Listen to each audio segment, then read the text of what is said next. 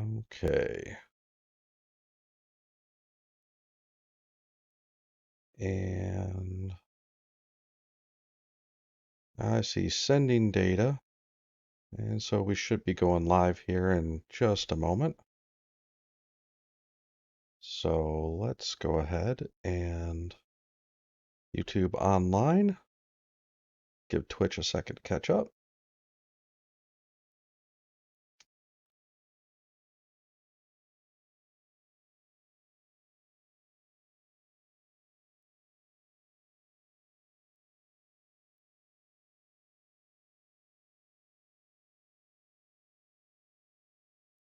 Right.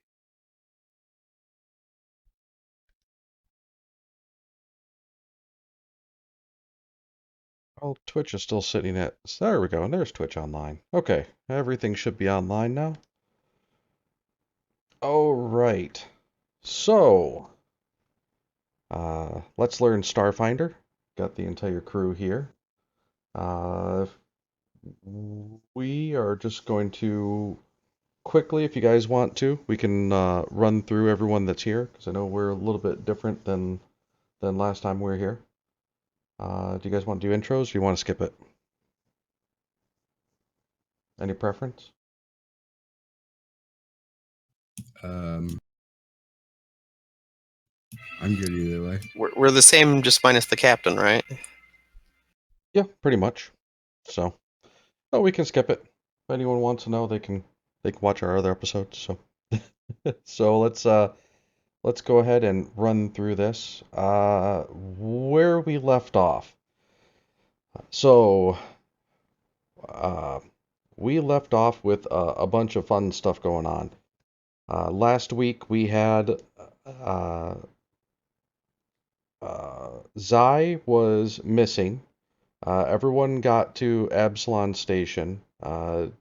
Perry basically informed you that Zai, who is the Captain Vito's friend, was supposed to meet up with him and then just kind of mysteriously never showed up. He sent a driver over to go check on her, and there were signs of a struggle in her house.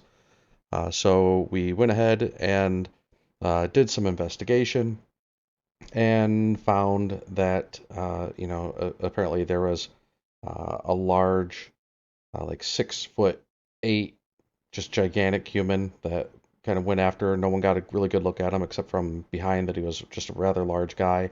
And a drow with blonde hair, pretty average looks, average to the point where even trying to recall his face was nearly impossible. So the captain was able to use some mind melding techniques to kind of look into somebody's eyes that had seen him, look into their mind and could not get a clear picture. Just saw the face smiling, and then as quickly as he saw the face just blended away in his memory and disappeared. We know that whoever went in there, Zai had a very high-end computer system, and her computer system was hacked. So someone with pretty extensive knowledge on hacking was able to essentially put a freeze frame on when the Zai came into her apartment. They were able to kind of freeze frame her at some point, and about 2 minutes go by, and then all of a sudden the freeze frame stops and she's gone. So somebody essentially wiped that section of time, or froze that section of time so that there was no video evidence of what happened there. You guys were able to deduce that there was a little bit of a struggle, and Zai went running for the door, and apparently the big guy and the drow went after her. The big guy running after her, the drow just kind of casually walking after her. Uh, you did some other things while you were there. When you arrived on station, you dropped off Al and Joe, who were a couple white collar criminals dealing in experimental illegal cybernetics, and you guys delivered some contraband of your own.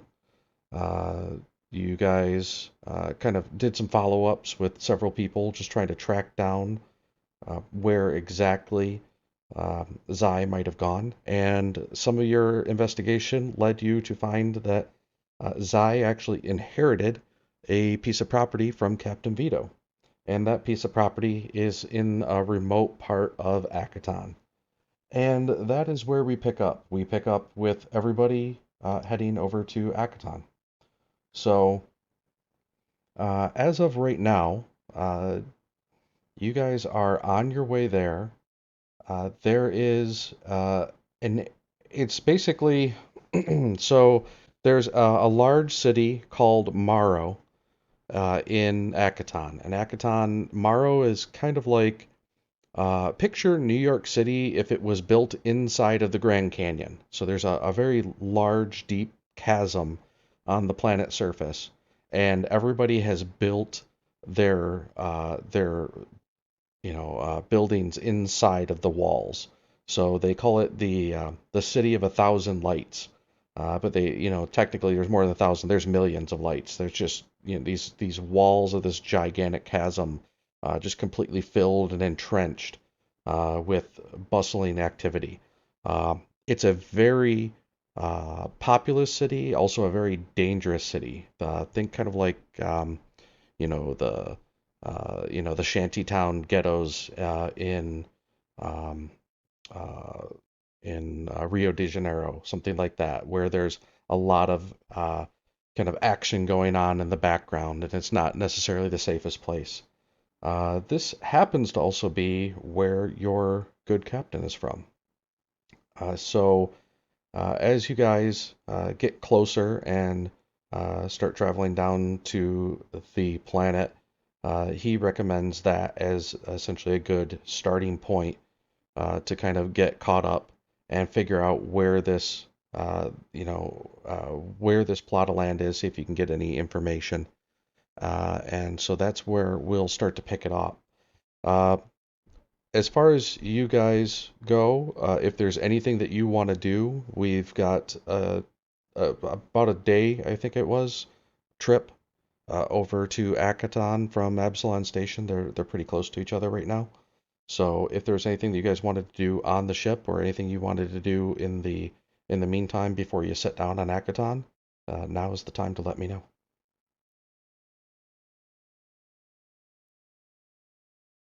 Okay. Sounds good. Okay.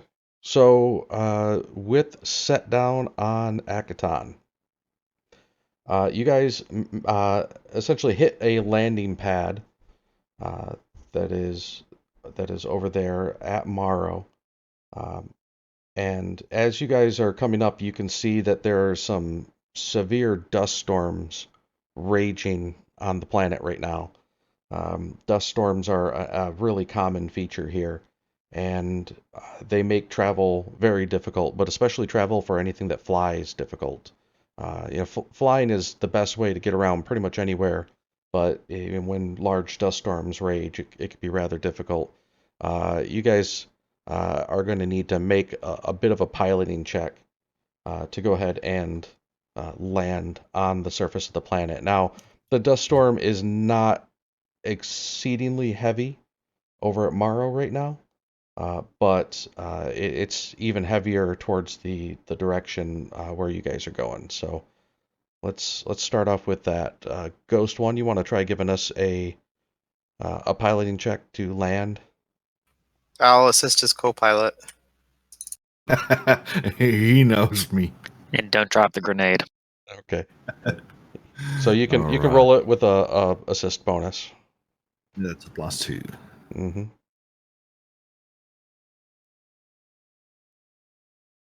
Oh, so close. Oh, I saw that 7. I'm on, like, on ah. my screen, it said a 1. Oh, was it? Yeah, I saw. It looked like a 1. Yeah. It looked like a 1 for just a second, then it kind of flipped over to a 7. So there you go. Not 1. Ghost Nat 1 almost lived up to it. No, yeah, you're able to pull in and land excellently. No real worries there. So as you guys get on the planet, the captain says that he's gonna go meet some contacts and see what he can do. He's well aware that the the dust storms make travel very difficult, and he's not sure if you guys are going to be able to hit the point that you need to get to by air. You might actually have to go by ground. So he's going to see uh, if he can get a little bit more advanced view on the weather and grab some contacts and see what he can do. So as the captain kind of walks off of the ship, you guys are left on Akaton. Now, Akaton, as the ship opens, one thing that immediately becomes obvious to you is that the air is exceedingly thin and dry. Think of like a mountaintop desert. The atmosphere is incredibly thin. Akaton used to be a very uh, lush planet covered by vegetation, but that was eons ago. Now that the core of the molten core of the planet has started to cool, it's lost a lot of its magnetosphere, and the atmosphere is kind of slowly uh, fading away.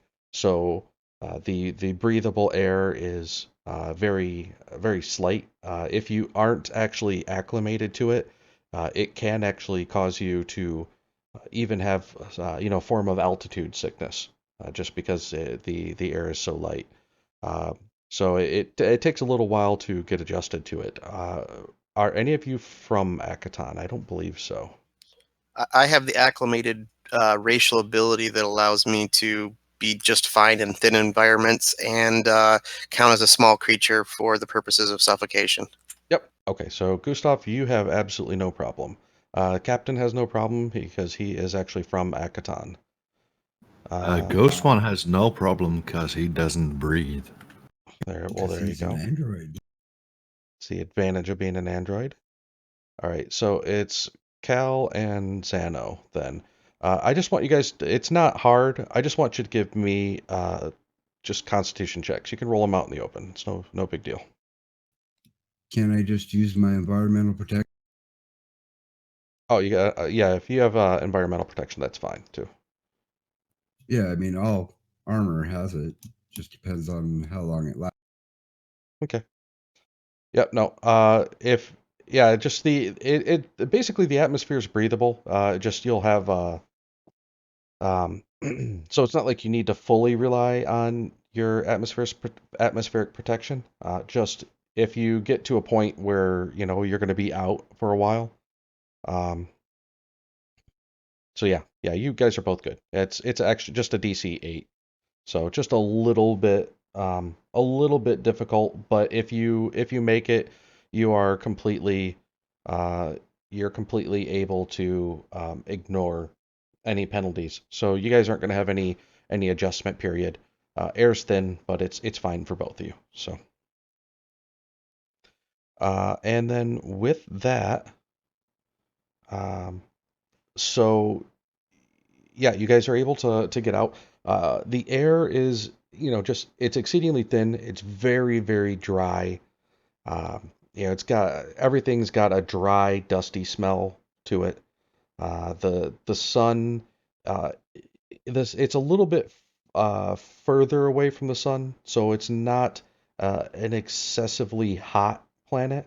The sun is very uh, powerful and penetrating just because of the light atmosphere. You don't have as much of an atmospheric protection.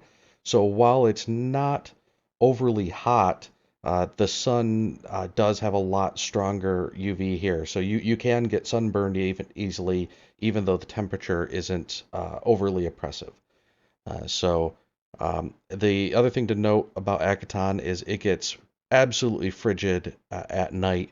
So the light atmosphere and the lack of moisture means that as soon as the sun stops, warming up the surface, it cools off very rapidly. So Sounds like home. number of days equal to its item level for environmental protections. Okay, so that's good. Yeah, no big deal. It's just a confirmation to see if you even need to make use of your environment suit. So as far as I can see, you guys all did fine. So you won't rely on an environment suit running out to keep you going. So Let's see what else we have here. So yeah, so you guys are essentially on the edge of a gigantic chasm, and that gigantic chasm leads down into essentially millions of buildings, all kind of sprawling through the walls. As you get there, it is. Um, it's late afternoon as you get there. It's starting to get to be early evening. Sun will be going down in the next hour or two. The captain has basically said he's going to go off to meet a few contacts, and then he will go ahead and shoot you comms when he knows a little bit better. So you guys are free to explore Akaton if there's anything you want to look out, find. If there's anything you want to do there, other than that, you guys can essentially just wait for the captain.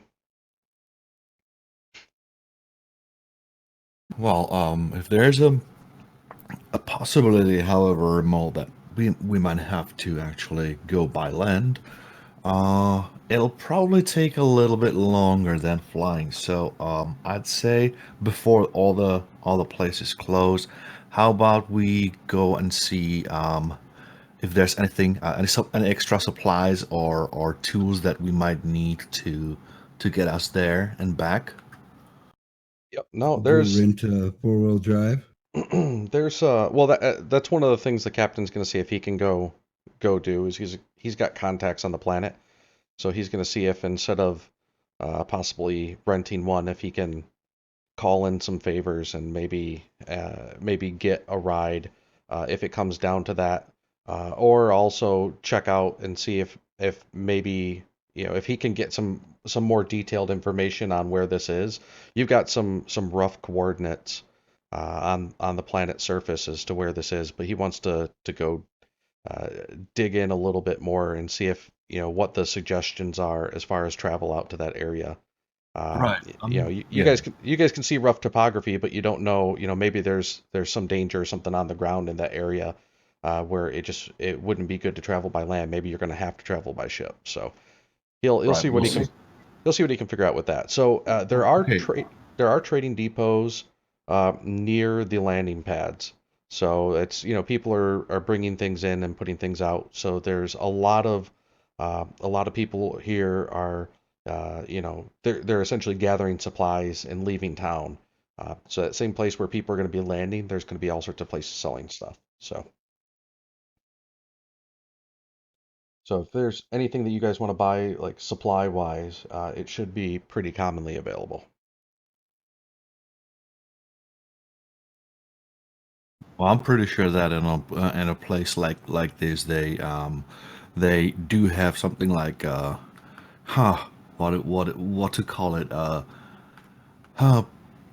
protective, protective suits against the sandstorms and stuff, like, think sand people, Hmm.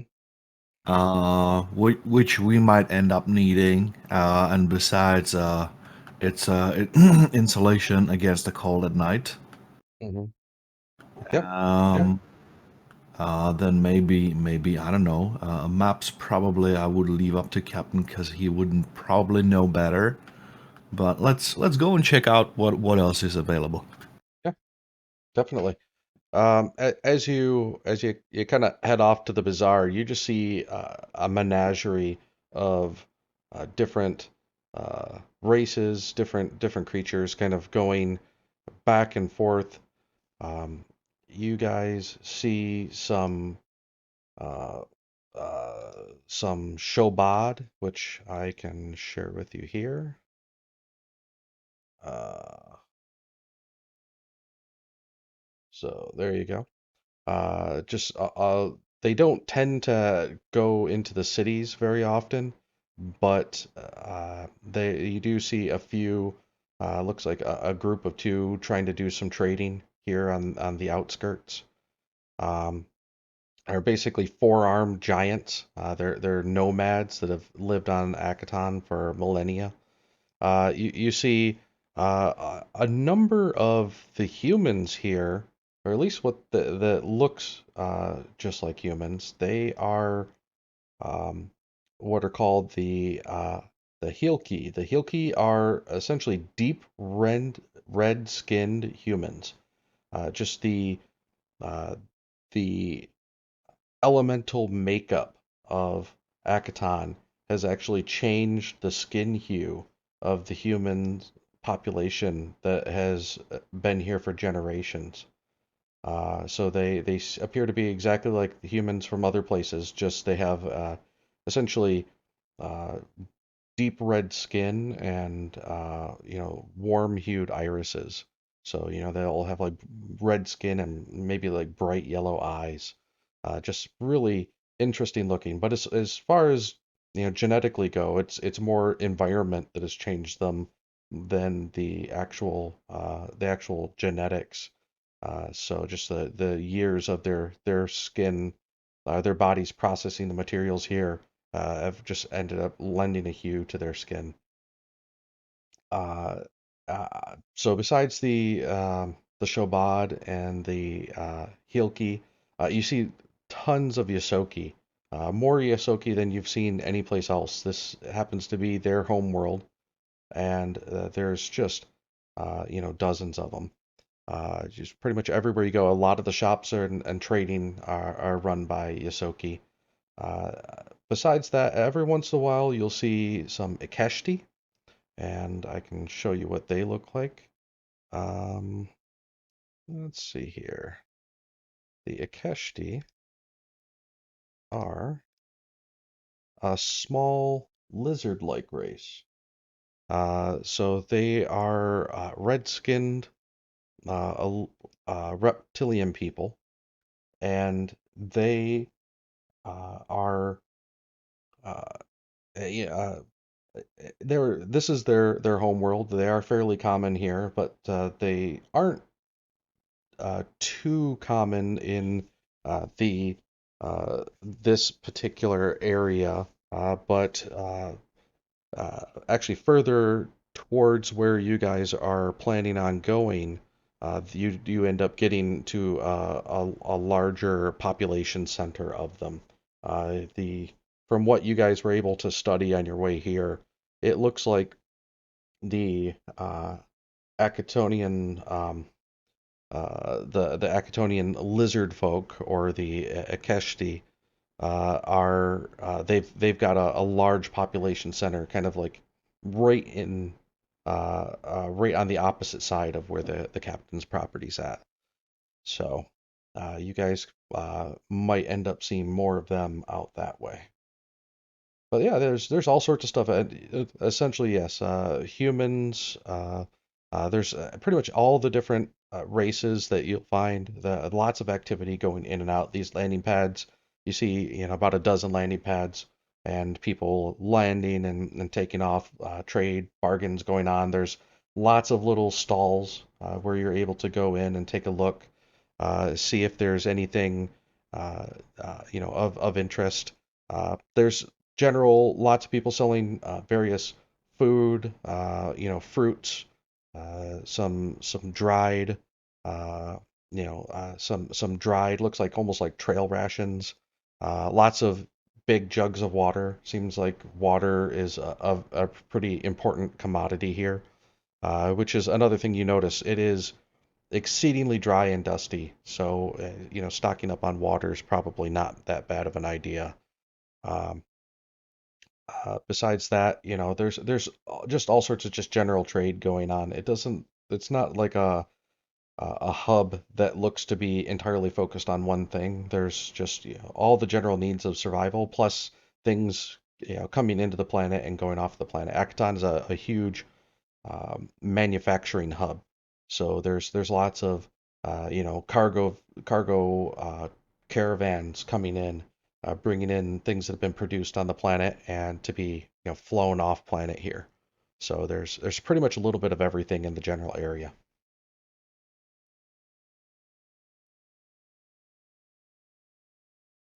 So with that, is there anything in particular that you want to try to find?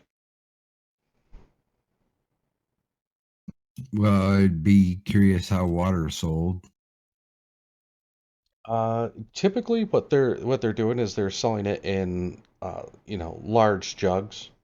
Yeah, you end up getting think about it kind of like a like a big 5 gallon jug, or uh, like a I don't know what that would be like maybe a 15-20 liter jug that you've got sitting there.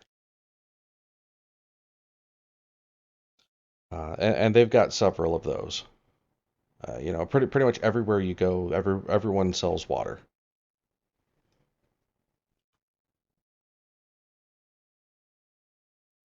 Well, I don't want to carry around a 5 gallon jug of water. Yeah, no. I mean, yeah, you've got access to, like generally a canteen usually. Uh, that is a good question though. Does everyone have some sort of like uh, a canteen or some like source of water to carry on them? Because that could be something you might want to pick up. Yeah, I'll definitely pick that up. Starfinder equivalent of water skin. I have a canteen. Yeah. When I did character creation, I just yoinked like 300 or 400 credits to, and I think I told you to get like what would be the equivalent of an adventurer's kit if there was such a thing. Okay. Um, we can take that offline if you want, if that's, yay, nay, what's exactly in it. Yeah, I mean The price of a canteen is 1. Yeah, it's 1 credit for a canteen. They're not that expensive, and This would they're common all over the place here. So you could get a canteen. You could say for 1 credit you can buy a canteen filled with water, and that's probably enough to last you for maybe 2 or 3 days. So Yeah. you guys could end up picking up maybe spend 2 credits, let's say, and then you could pick up a jug of water to refill your canteens and give you enough water for maybe a week or more. Let's do that. Let's Then grab a jug It's for it's I all of don't us. Yeah, you don't even really need to worry about it. Just they're so cheap. I'm not gonna fuss over Okay, a credit. So I'm gonna grab a canteen from myself. Gonna grab a jug for all of us. And one more thing that I'd like is there do they have like that the type of clothing that I spoke of? Like the protection against the cold night and dust storms. Something like local outdoorsy travelers gear. garb. Yeah. yep, yeah, you can easily pick up some like more Acatonian focused traveler's garb. Maybe it has some goggles on it to kind of keep the sand out of your eyes, and a cloak that is breathable but warm. So if you're in the hot sun, it's not going to get too hot, but if it's cold, you can wrap it around yourself pretty well at night to kind of stave off the cold a little bit better. That's not a problem at all. Very well, my good man. I mean, Lizard. I will have 4 of those, please. Okay. Yeah, And the travel yeah, clothing is about 10 credits each, that's uh, all right. and they're light. So Could Zano pick up, I don't know, we'll say 4 canteens? Would that still fall under negligible / light, or would you want me to add a bulk for that? um, I you mean, could they're actual items that when you equip them in your Okay, inventory, cool. yeah, their bulk is light. So yeah, if you just I think they here weigh like 0.1 a piece. here Yep. Okay, cool. I can just drag one onto you. I've got it open here. So Awesome, thank you. there you go. Well, for those of you who aren't the DM, the last time I played Starfinder, the GM allowed me to convert a kineticist, which, by the way, I don't recommend because that took 2 hours with 5 different PDFs open. But yeah, I'm a bit, sort of loose on the specifics, so bear with me. Apologies in advance. Yeah, no No problem. worries.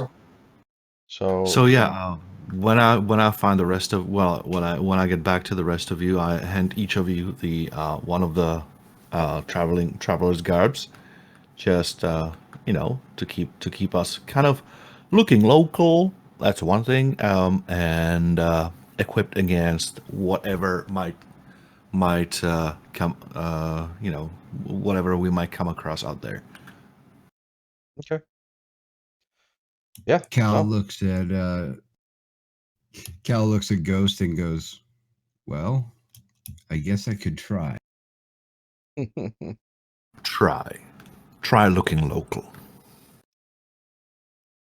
And try looking local. Tuck in those wings.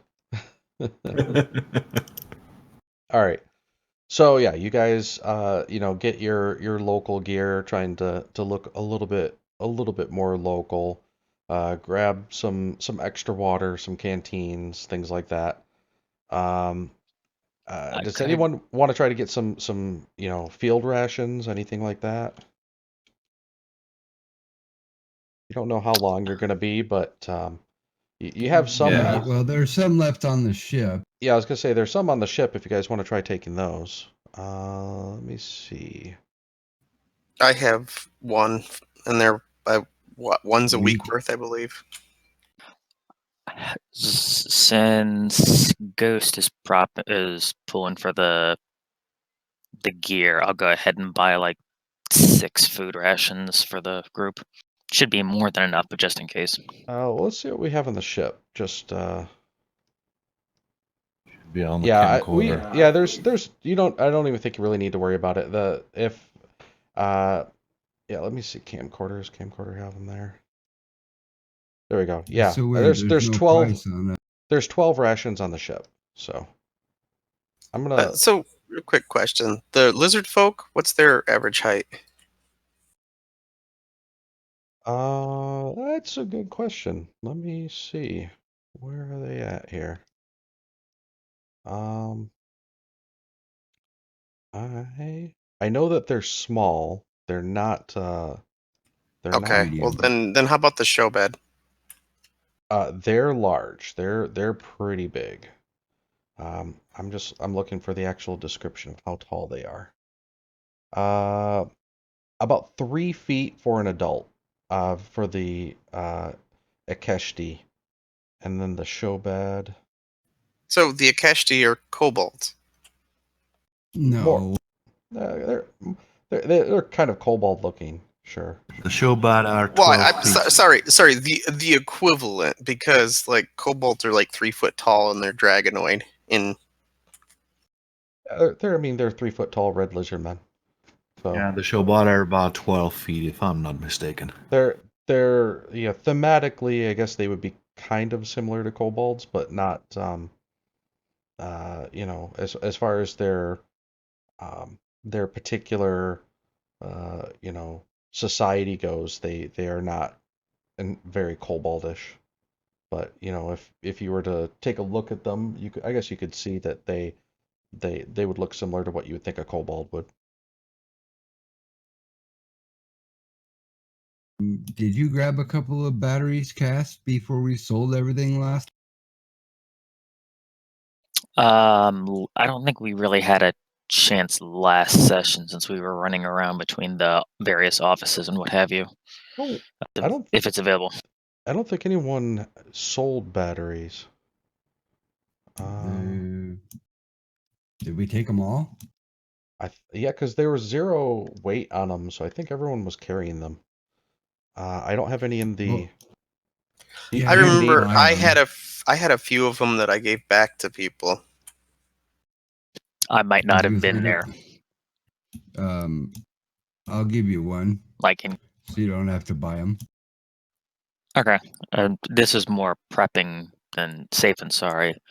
You can go Right. ahead Yeah. and add. I'll give you the 60 credits for. No, I didn't pay for them. Yeah, don't worry. The captain had 5 extra batteries. I see that. So I have a question. Did we decide last time who was our disguise specialist? I Cap believe the the captain was. captain. Yeah. I could help, but Did the you captain need? was better. Yeah. Did you need him to make a disguise roll? Either the captain or someone else. What I was gonna do was Probably I was looking for size here. I don't want something drastically different. Probably the red-skinned human would be closest to my size. So if Okay. we see somebody like walking through the marketplace or whatever, just looks like an average person, not up to no good, I'm going to offer them like 5 or 10 credits just to, I'm an artist. Just give me a few minutes. I'd like to sketch something down. And while I'm sitting there doing that, I would have the other person use that as a template to try to help them, make a disguise that looks like that person. Okay.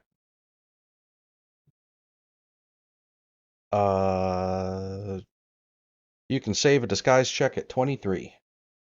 How about that? And the captain doesn't even need it because he's from this planet. He knows very well what they look like, so he can take someone from his memory Oh, and okay. just. All right. I will save that at 23 then as a red-skinned human.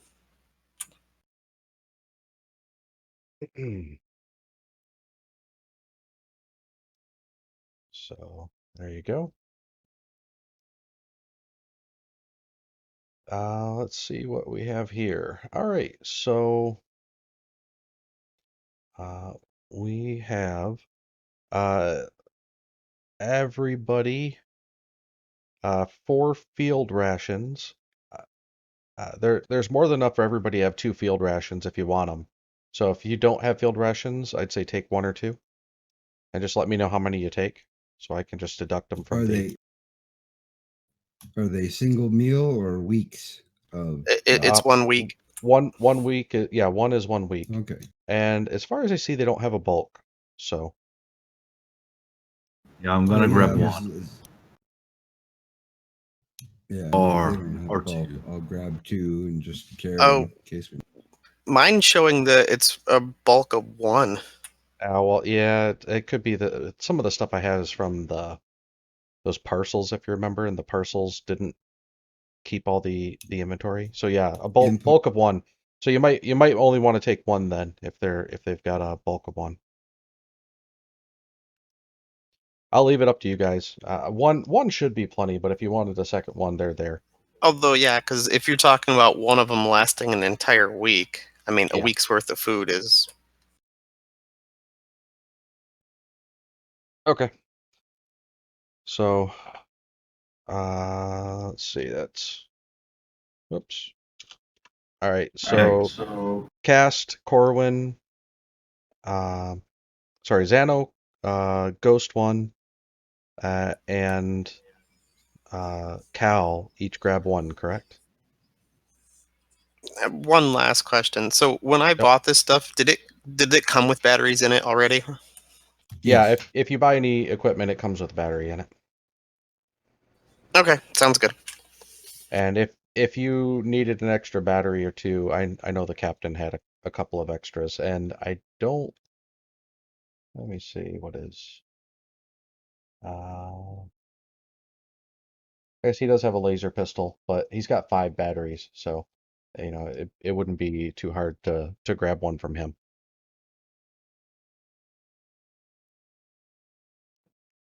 All right. So as you guys go through and kind of get yourselves set up, you get comms from the captain, and he says that the dust storms are looking to be pretty severe. So he was able to get a hold of one of his friends in the area who's going to come out and essentially bring you a vehicle. But he's going to stay here and he's going to dig in and try to research what exactly is going on with this property. He found that there's some unusual records on it, and he's gonna to try to dig in a little bit deeper. So he said it looks like the dust storms are gonna last for uh, maybe a day. So if you guys want to try to head out there, he can take the ship and actually fly out and meet you. Uh, maybe tomorrow sometime he can come out and fly out there and meet you. But you guys could actually travel out to where the property is in maybe 8 to 10 hours. So if you left now, you could be traveling through the night, and essentially around morning time you would get there, and that would give you plenty of time to look out. And then if you know, if everything turns out to be, uh, you know, if you don't end up coming up with anything, he could always meet you out there with the ship, or you know, if the dust storms kind of keep going on, you guys could just travel back. So All right. Well, if you take the ship, just don't crash it. I know you. he's like, well, I am an excellent pilot. Yep. Yep. He's got a +1 to piloting. Come on. Did the ship give a +1, or was that for something else? Yes, Yeah. that gives him a total of a +2. He'll be just fine.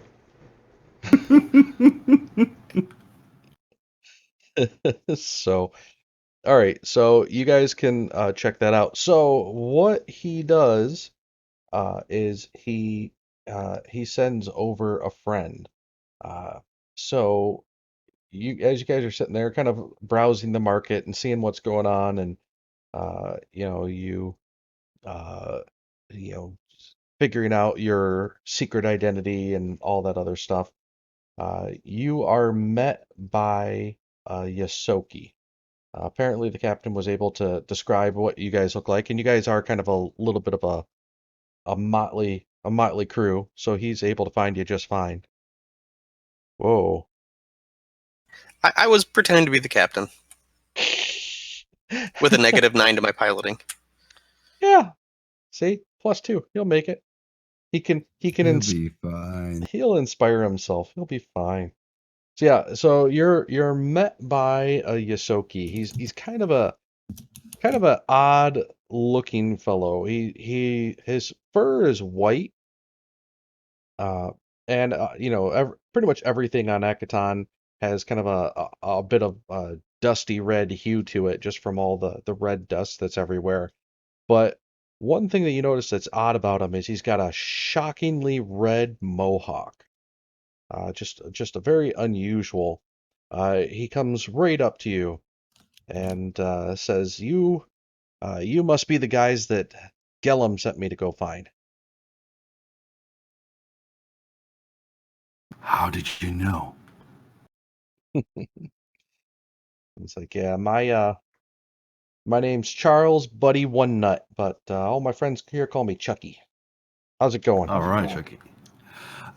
Well, pretty good, pretty good. All right, good, good, good. So I hear you guys need some transport. And we hear that you have one. I do. I don't feel like it'd be the best to just let you guys go wandering off in the waste by yourselves. So I'm gonna send my cousin Hammy with you. And he kind of points over, and you see this other Yosoki, and he's kind of portly and quiet, and just kind of peeks out from behind him, and says he don't talk much. He's a little bit special, but he's what you call one of them. What are they? Savant. You know, he don't speak, but he's pretty good with piloting. He's pretty good with and knowing the area. So I've given him directions of where you need to go, and he can get you there. Okay, sounds really good. I mean, we do appreciate it, and so yeah. Does it cost any extra?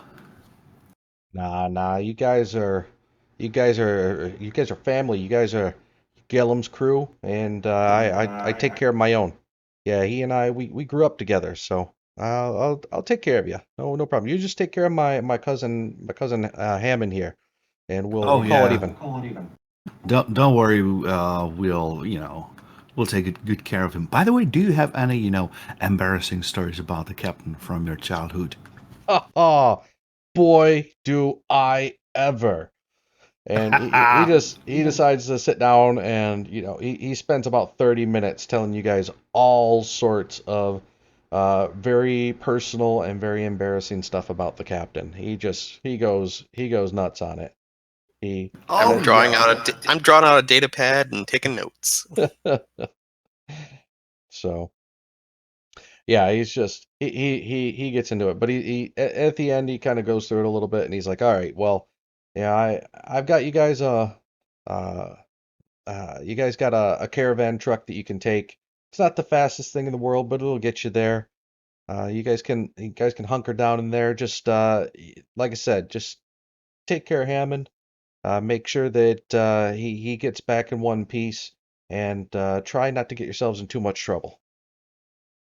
And so with that, he goes ahead and he points over, and you can see Hammond already kind of climbing into essentially like what's kind of like a big covered caravan transport truck. All right. By the way, out of character, is his name Hammond?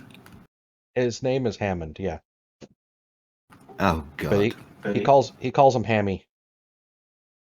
Hamster.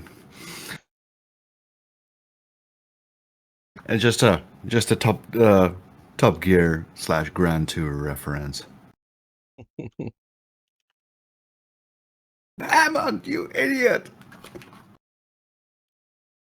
So I got you. with that, you guys have essentially. So think about this like oh, what's the name of those? They called sprinters. Yeah, like the African. Oh, Kind of. Like typical spy movie convoy trucks with the cloth over the top. Uh, yeah, you know what I'm talking about. It's just yeah, basically one of those. It's a big all-wheel drive truck. It's got like kind of the covered the canvas covered back end um and with a big bed, it's you guys are pretty familiar with the general idea of it. It wouldn't be like great shelter in a sandstorm, but it would be enough shelter that you guys can you guys are going to get covered in sand, you guys are going to get messy and dirty, but you can just get through it just fine. Normally it'd be the type of thing where you'd have maybe four passengers up in the front and you'd have cargo in the back, and inside the cab you would be just fine. But if one or two of you are in the back, you're just gonna get dusty, but you should be fine in general. Yep, just like that. So we can Do we have any protection in case we get stuck? Wheels and sand don't seem to mix well. um that's a good question. As Or of is it like treads around instead of wheels? no, they're wheels, but I mean they're big, kind of like I'd say they're kind of like big tractor tires. It's probably a little bit heavier Like than what big you're. knobby sand tires. Yeah, they're like big knobby sand tires. You guys should do pretty fine. The biggest thing you'd have to worry about is more, something mechanical happening to the truck. But they're pretty well set up for traversing the planet. Getting stuck happens, but it's usually on a account of someone driving the wrong way. So yeah, so you guys have that. Like I said, Captain's gonna hang out here and he's gonna try to research what is exactly going on with this. Yeah. What's going on with this property, why it's when he's going out researching it, he's hitting some red flags. So essentially you see uh so Hammond jumps into this thing, starts it up. You guys are able to load the water, and anything else you happen to want to load up, if there's anything you want from the ship, onto it, and then you guys can start heading out of town.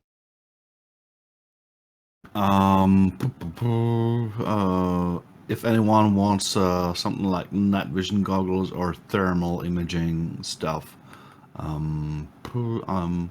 don't think we have anything, but maybe we might be able to find something on the market. Other than that, You have a Fentomite.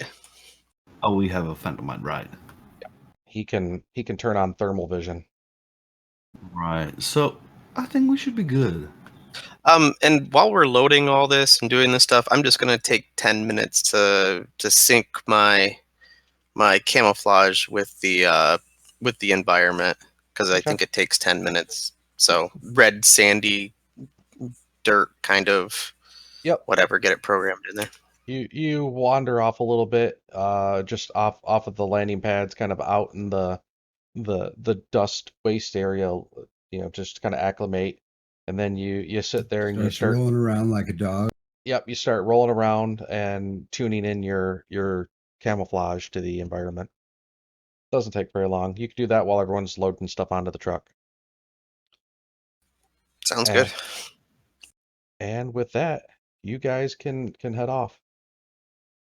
So as you go through, I'm going to.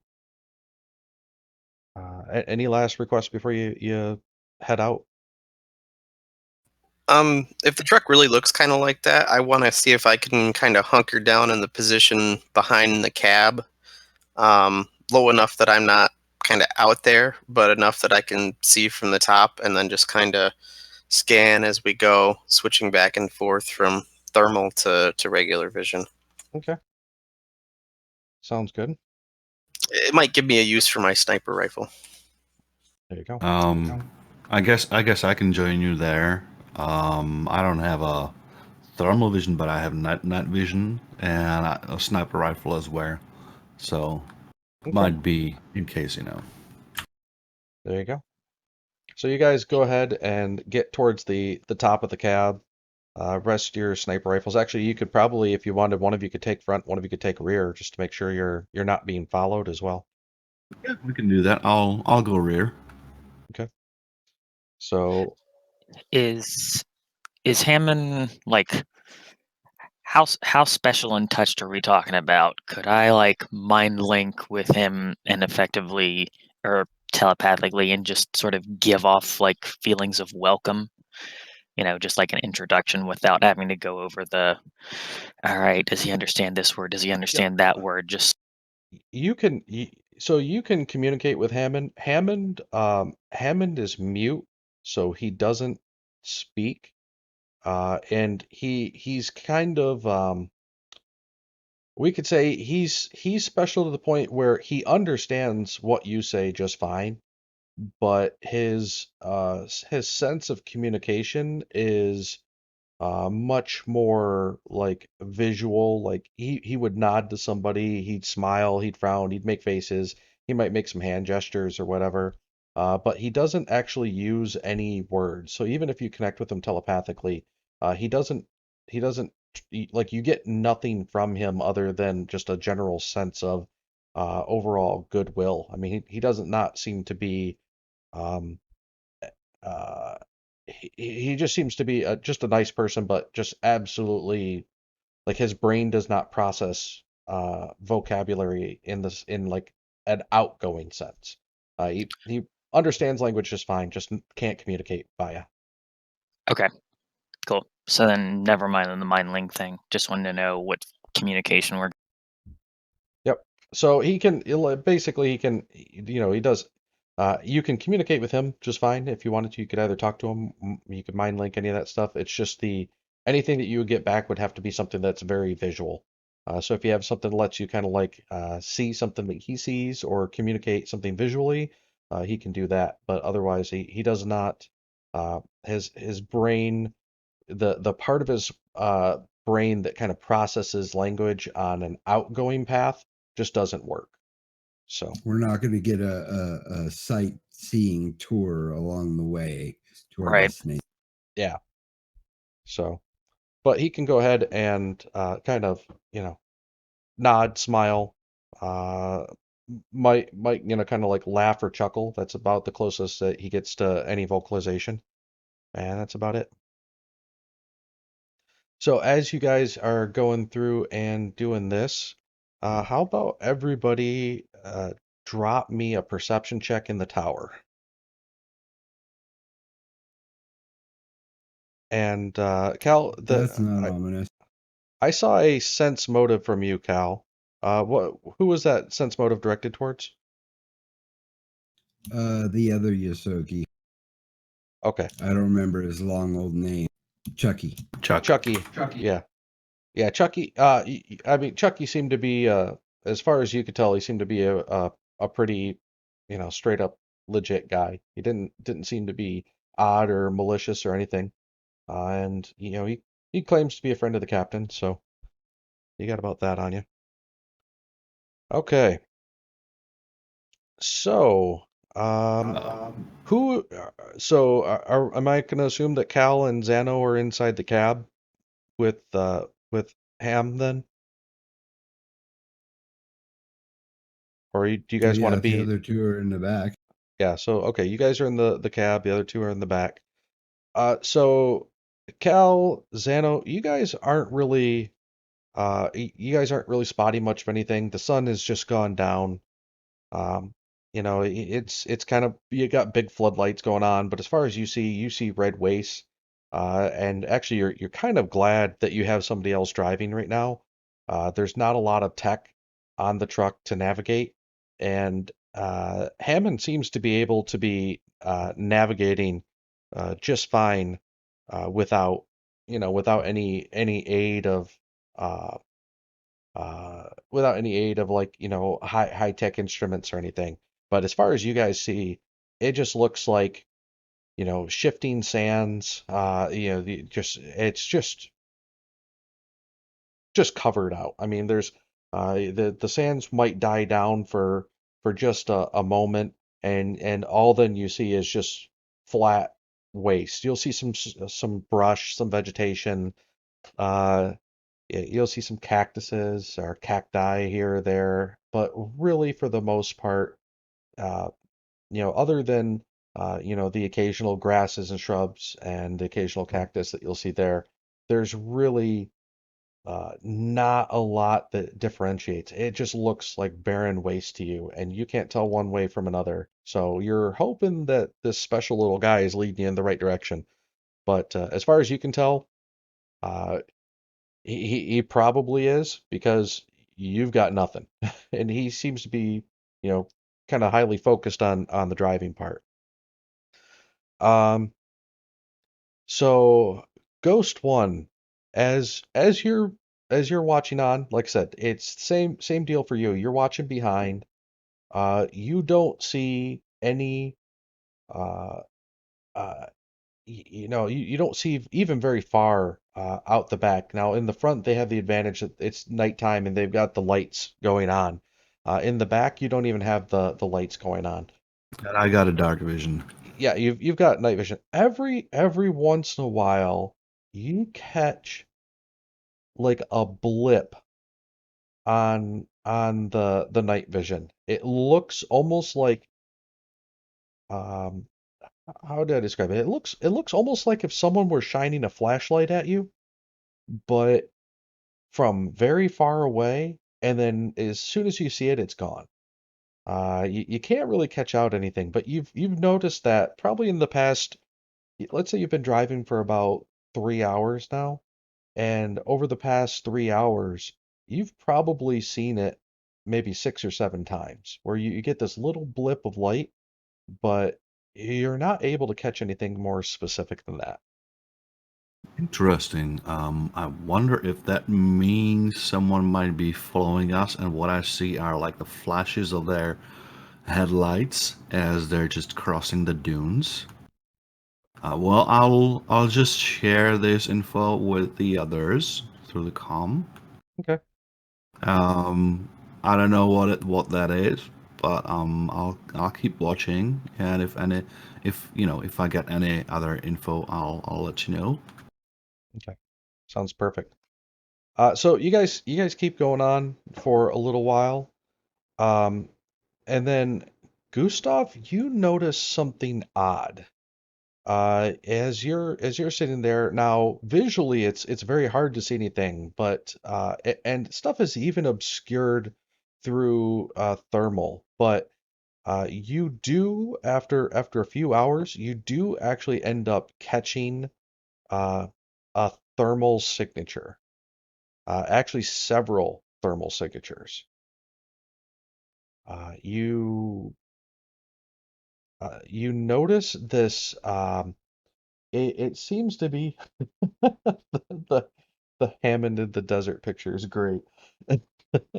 You notice what seems to be kind of like a writhing mass in the desert. Yeah, I'm gonna share that on the comm link. Okay. As he shares it and tells you guys, without any sort of a thermal vision or anything like that, you're really not seeing what he's seeing, but he's able to kind of, tell you guys where it's at, and you're able, excuse me, yeah, he's able to say, hey, it's at 10 o'clock, and then you guys are able to relay that to Hammond. Do you want I'm him? good. Do you guys want to stop here? Do you want to approach on foot? Do you want to have him drive towards it? What do you want to do? The, It's kind of off at the extent of your vision. You're just now getting to see it. How um, big was it? I'll explain everything, but I know Hammond has limited communication, but does he have a way of like explaining to us whether he knows or understands or has heard of such a thing? Well, yeah, I can explain it to him, and he would understand us. Like, and then we can look for a oh shit look on his face, or. Well, I But mean, how big is it? you does he, do they just when they're using telepathic communication, do they get just pictures and images or emotions or what? Is it something that like um, so He here's said telepathy's not going to go the second way. yeah. So what you guys can communicate. Hammond understands what you guys say just fine. He just the part of his brain that operates outgoing communication doesn't use language. So he can understand language, but he can't speak. can he draw us a picture? He could probably draw you a picture, but I don't know what he's going to draw you a picture of because all you see is at the extent of your vision, you see a writhing mass in the sands.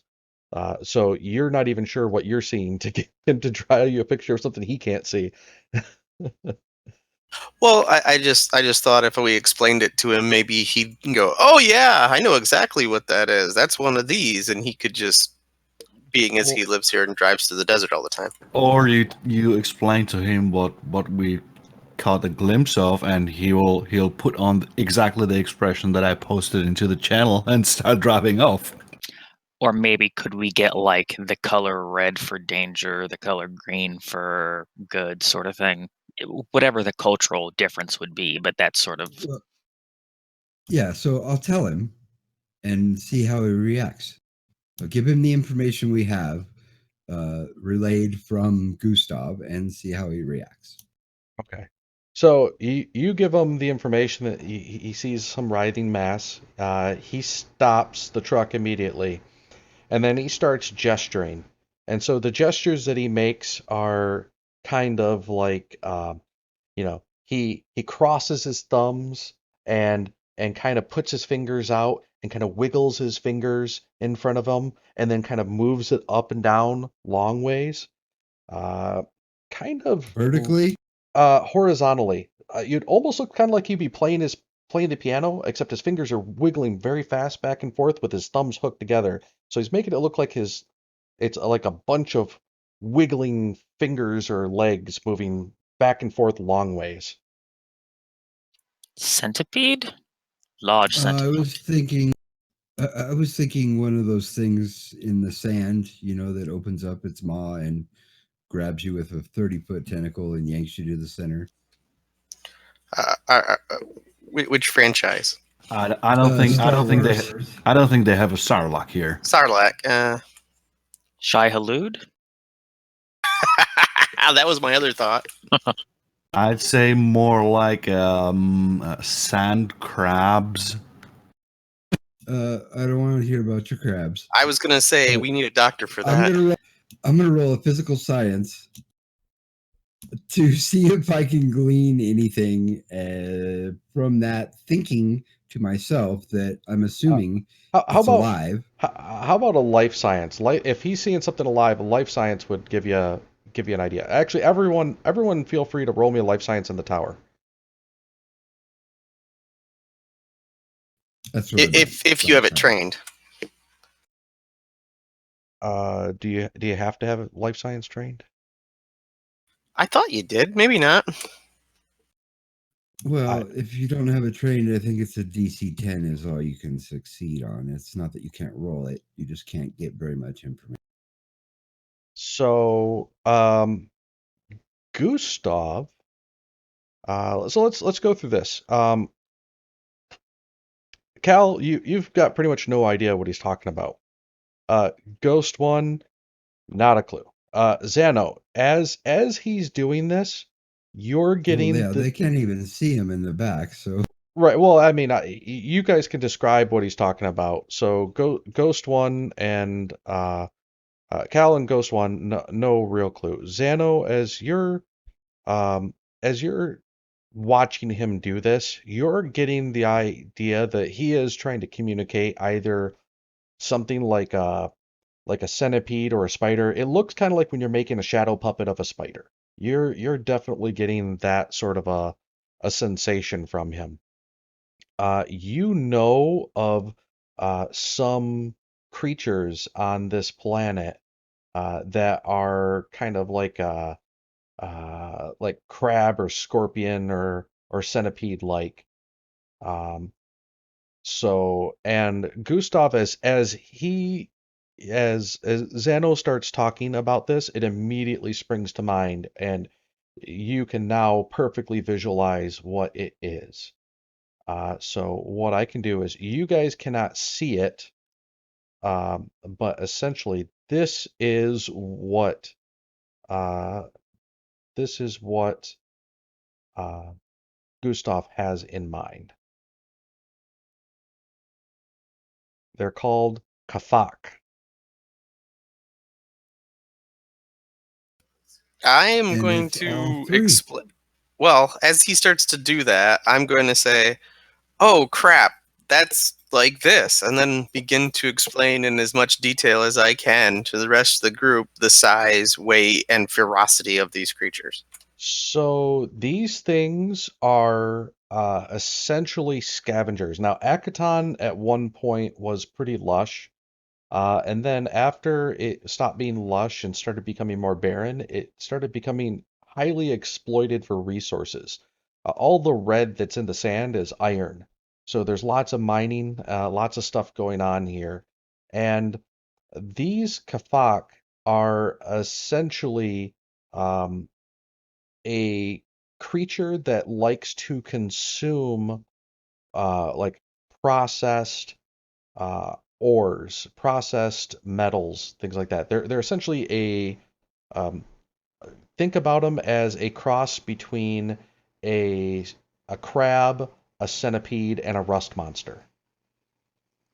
So they love eating anything that's metallic, and you'll find them on this particular planet all over the place, consuming the wrecks of old, you know, Is our truck old. made out of metal? Yes, your truck is very much made out of metal. So they love consuming the wrecks of, old mining equipment. Uh, there's the planet is essentially covered. They say that there's just numerous starships that have crash landed on this planet before the drift engines came to be. This planet was the source of a lot of the fuel that is used for traveling around the solar system. And because of the drift engine, that fuel is not as needed. But the fuel is still needed for things like, landing on planets and taking off of planets and things like that. So the fuel is still valuable. But it used to be that this was the only way to travel around the entire solar system. So there were lots of ships that were coming here delivering equipment to extract that fuel and other valuable minerals that were on this planet. And so over the thousands of years that this has been done, a lot of those ships have crash landed all over the place. So it's very common as you're going through here to see wrecks of vehicles that have just been stranded, ships that have crashed, things like that. And these creatures really just live, survive, and thrive on eating that. Not only that, one thing that you do know about them is that because their diet consists of mostly metal, their carapaces are extremely uh, uh, durable. Not only that, another thing that you might know, Gustav, is that their carapaces are extremely valuable too. So, Okay, so real quick, being as I'm the one who saw them and the one who knows about them, can I infer from what I'm seeing as a mass of just like how many roughly there would be? Like, are we talking like it's a small group, like 3 to 5, or is like this like something like a huge grouping? you can tell there's probably more than three, but maybe around a half dozen. It's kind of hard to tell because they all seem to be huddled around something there. So I'm going to relay that information to the group, but I'm also going to tell them based on like who I am, I like exploring and finding stuff, and this may be like a wreck, or this may be another group of people that has gotten ambushed by them. Um, and how big did you say they were? Like how big are they? Yeah, like As are they person sized? um 30 feet tall. Right. no, I they're mean, if it's three sandworms, no. But if it's like three things or five things the size of a person, I would think we could get close and try to, you know, investigate this situation without, too incredible much imposition to ourselves. they're I think they're about medium size. I'm looking for it right now. Give me 1 second here. Uh no, they're small. They're small. I'm sorry. So they're like rats, like vermin or something. Yeah, they're small vermin. There are some that are larger, but these don't appear to be the large ones. Well, being as we have a truck that can carry stuff, I would think, if nothing else, we could, you know, meet them, destroy them, take their hides, and if there's something there like a ship or even if we're saving other people, there might be some gratitude. But I'm not going to make that decision for the group. I'm asking everybody else's opinion. Cal's good with that. Well, I know nothing about them or like the environment, so why don't we ask? And I will hit myself for saying that Hammond's opinion. Hmm. Hammond's opinion is he doesn't want to get anywhere near them. He's as he starts describing it, he's very happy that Gustav saw them in the distance and would like to completely drive around them. He's basically, he wiggles his finger in front of his face and is like, no, no, no, and just like kind of points over there. Yeah, he's like, steer away. Quick, Cal, flex on him. He stopped the vehicle though. Well, if He's I not get driving away yeah, on you. he stopped the truck. I don't want to. I mean, I'm happy to tell them we're getting out, but I haven't heard a consensus yet. Hemi, are there rock outcroppings anywhere we could park the truck on? Um, it's the section That's that you another guys, franchise. yeah, the section that you guys are out in is like a pretty um uh it's a pretty, how would you put it? It's a pretty remote, a barren, flat area. You guys are essentially trying to drive around a giant chasm. So there's this area that was kind of like an ocean, essentially, and it's a dried up ocean bed, and you guys are kind of making the long way around that. So you are in an area that would have been flat sandy dunes. There's not really that much of there's not a lot of hills or mountains in this particular area. And we So don't see any sort of like, sand, silt, sand, clay, rock. Drive the truck there, park it. Hopefully they can't dive onto the rock, sort of. nothing that's big or large that you can see in the general area. Plus, visibility. Honestly, the only reason that Gustav can see this is they're probably, I'd say maybe 300 feet away, and the only reason that he can really see this is that he just sees the heat of them over there. Uh, but you guys, as far as your visual goes, you're really having a hard time seeing more than 60 feet in front of you. Well, so here's my thought. If we can get it to a position where the lights are generally pointed, so that we can see, my rifle can hit 250 yards when I'm using it as a sniper rifle. So I would not have to. I could scrunch up pretty close with my camouflage and at least take some good shots before anything noticed us.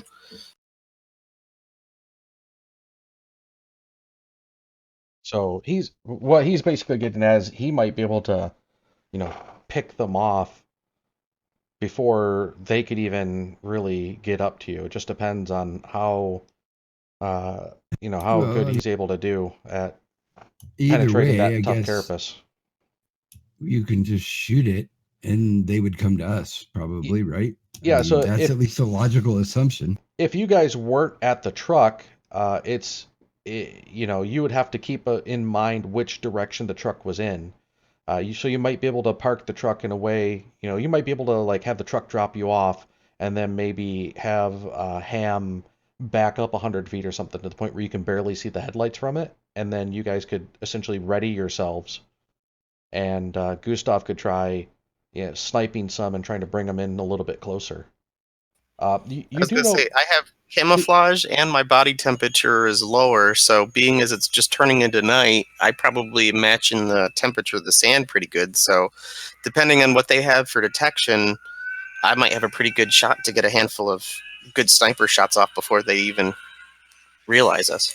Yeah, so to give you an example, uh, what's a good way of putting it? So I guess the best way of putting it is these guys are they're essentially vermin. They're not overly dangerous, but the biggest danger happens to be being swarmed by them. So there is a good number of them. You guys know there's somewhere roughly maybe half a dozen of them. But if you're not being swarmed and overwhelmed by them, they're not that bad. But um, they are able to eat metal, which would include weapons and armor and stuff like that. So there is some risk to that if you guys do want to attack them. But they are far enough off that you can easily move around them if you want. The only real advantage to maybe fighting them is figuring out what they're all writhing around right now. And then besides what they're writhing around right now, they do have some value to their carapace. What are the winds like? It's still dust storms, fairly high winds. They're not like really whipping winds to the point where they're, essentially blinding you or anything. But there is a lot of dust being blown around, fairly heavy winds. Visibility is very low. You got probably about 60 feet of visibility. And it is dark out too, so you don't have a lot of if you don't have night vision, I'd say probably, you know, you could use a form of light and maybe get about 30 feet of good vision. If you have night vision, you can probably see that Does whole 60 anybody feet. does anybody not have dark vision?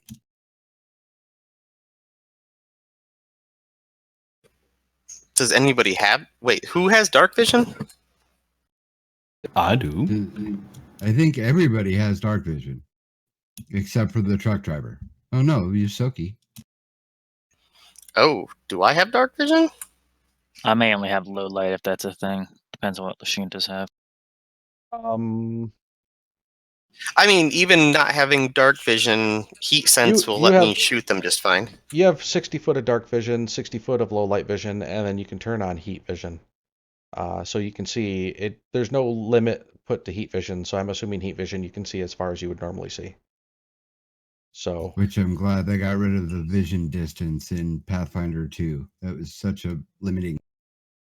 Well, you can see in the dark just like everybody else can see normally, but only for 60. So, if we're setting up here, my plan would be maybe if you guys got it like, I don't know, 300 feet, and I crawled up to the 250 feet range that my gun works, sneak, hide, shoot them Well, until they figure here's out which way and come our way, and then back you, off and engage so them together. you're Right, so you're at about, so to clarify this, you're at about the extent that your vision will let you see some form of heat. Um, it is highly obscured right now. You just see, basically, as far as individuals go, you're seeing a writhing mass. Well, you said we're at 300. If I crawled up another 50 feet, Yeah, you could crawl up another 50 feet and you could essentially stage it there. Um, so so let me make this point to everybody. Most creatures have limitations on sight too. yep. So right, which is why I'm hoping I you're could get a few rounds off before they even figure out which direction it's coming from. if they even can. And I can come with you because 60 feet I'll be able to see them on night vision, and I get a sniper rifle as well. Yeah, well, I can shoot quite a ways and I can fly. So The only one that doesn't have night vision is Xano. So he could essentially try a diplomacy check to get him to drive up closer. he he could either hang back in the vehicle or he could take some sort of a light source with them, and maybe park behind you guys. But Well, which is why I was saying keep the truck at like 300 and I'll go up to 250, so we're a little ways away. so you're basically staying at the edge of sight there. Okay. Yeah, if you guys want, the truck's parked about 300, so you guys could move up about 50 feet. And then Xano, like I said, if you wanted to, you could just take a light source with you, or you could hang out at the truck, or you could kind of stay in between, whatever worked for you. I'd say if they're 50 feet, the truck's light's probably a good 60 feet in front of you, so they would be lit up and in your vision there. It's just a matter of you wouldn't be able to see much further in front of what's going on, maybe another 10 feet in front of you based on the light that the truck's giving off. Whereas those guys can see just fine.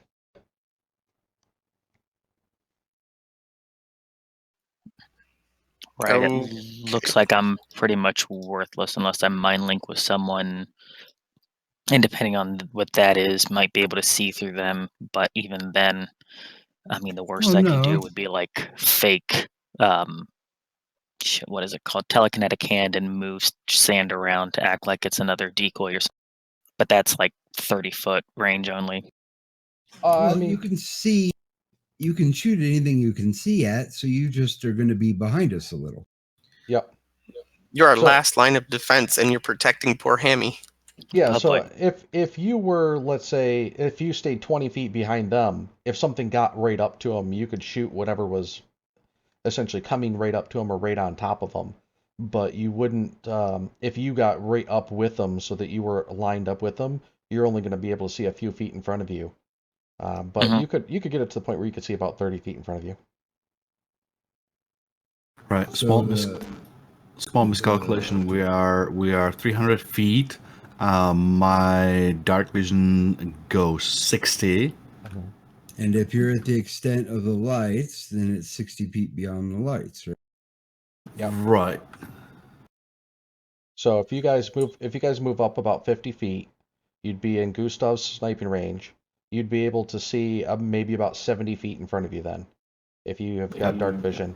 And then if Xano stayed like kind of in between you guys in the truck, then he could easily see what's going on to you guys, and he could shoot anything that was essentially on top of you.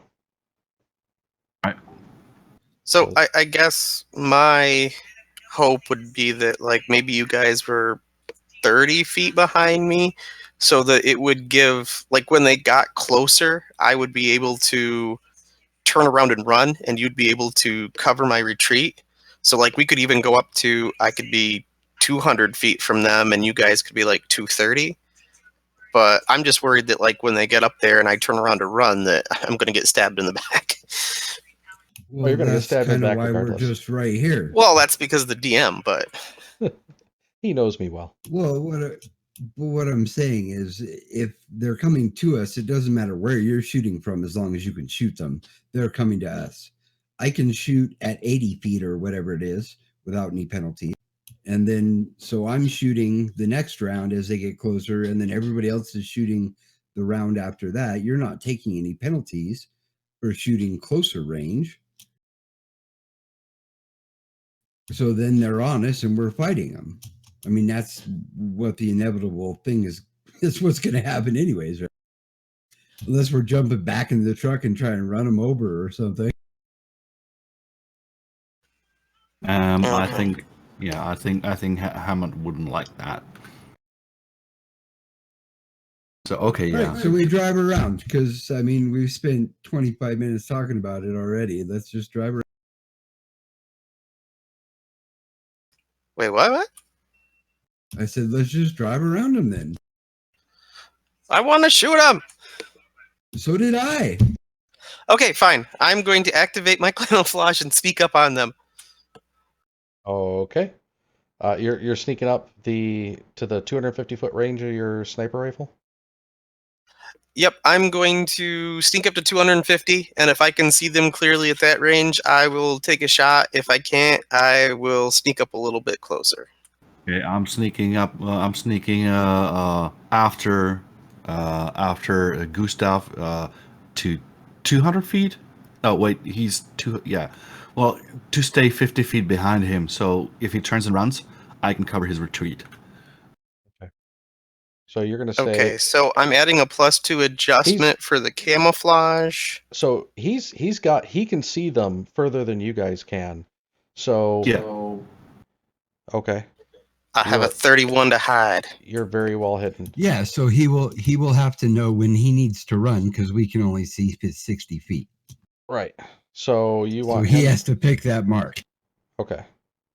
Yep, I'm going to sneak until I get a clean view shot ability on these creatures. All right. So how far ahead are you going to be of them? I don't know, like 30, 40 feet, whatever. Okay. So you're about 40 feet in front of them. So you're out of the sight of Xano, but you're within the sight of Cal and Ghost One.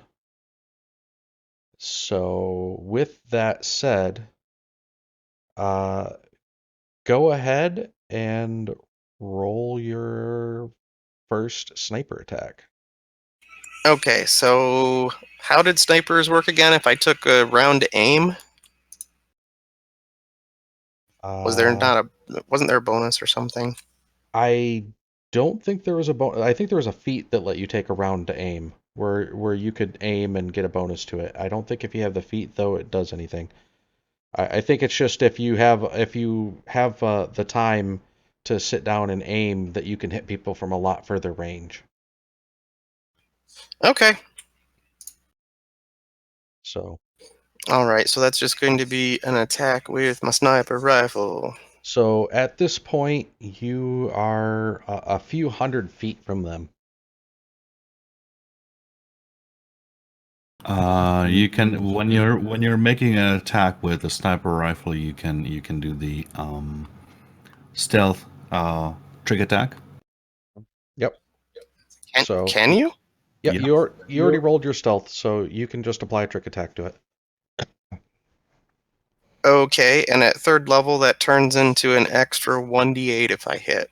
Yep. So, and also you are I mean, you basically find a nice rock to kind of steady on, so you've got a nice little defensive position to pop away at them.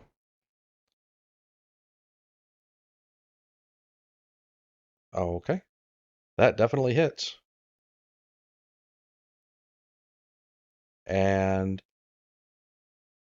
your D8 for So you damage. have to use a move action to steady the shot in order to shoot at the extended sniper range. Yep. So it's basically Okay, I will continue to lay there then. okay. So it's essentially full round action. So you just go ahead and blast one of them. So everybody roll me initiative.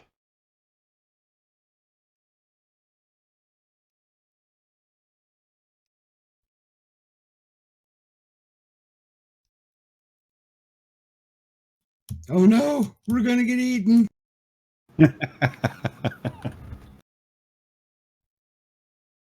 Okay. As you do that, one of the Kathaks just basically you kind of look into the writhing mass, you spot one of them, you're like, uh that is the one. It's kind of like as it stands up kind of on its hind legs, you're able to just drop it with one clean shot. So one down. As you do that, you notice several of them start to scurry and scatter. So they start moving, and then as they move, they kind of spread out in different directions, and then completely disappear from your vision.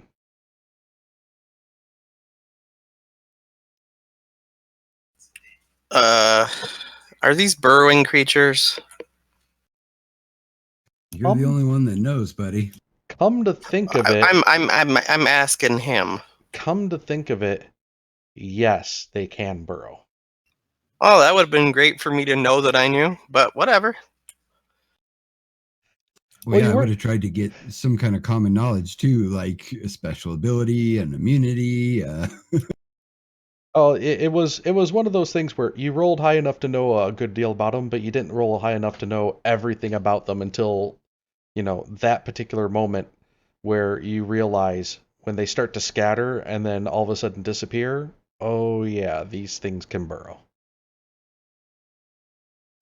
I mean, Okay, well, if they're a simple creature, like when you kill a rat, the other rats scatter, but they usually come back within minutes. Like they don't have like a time sense to them. I'm going to whisper over my comm link, I got one, they scattered, give me a minute. And I'm just going to lay here in true trained sniper fashion for about 5 minutes to see if they come back. Okay. Which, if there's a meal there, then they probably will. Okay.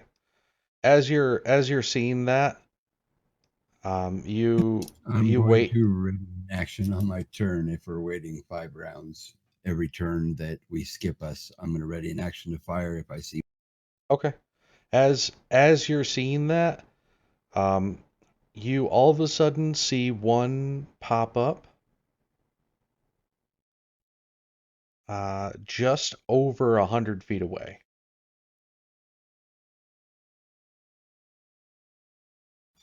Okay, which direction is So it they headed? move pretty fast. Well, I mean, it's over several minutes. One pops up about 100 feet away. So they're not moving. It's not like they're Which direction is it moving? towards you. So it was about 250 feet away. They've closed in about 150 feet in probably about 2 minutes.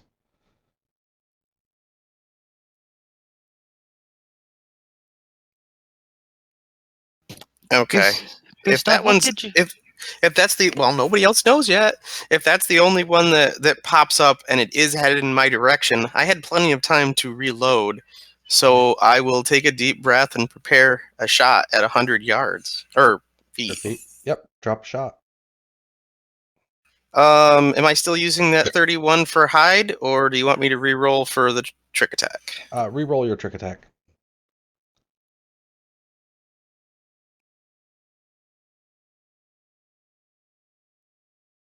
Okay. Which, as long as their challenge rating is under a 6, I'm fine. Yep.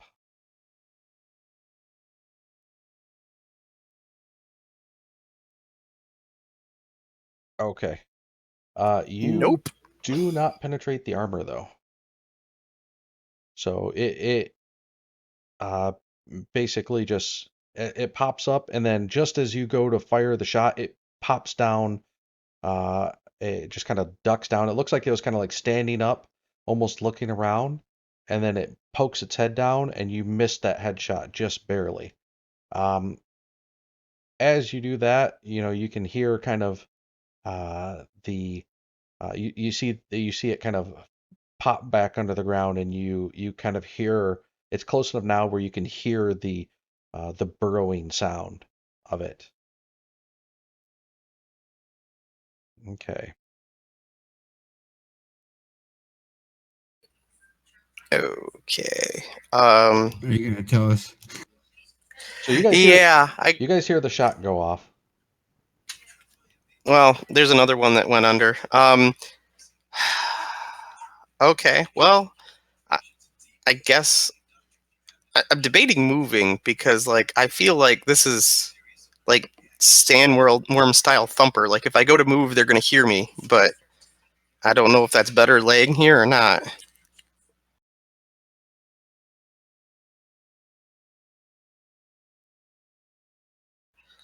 I guess I am going to stay in my current position, hoping it didn't hear me.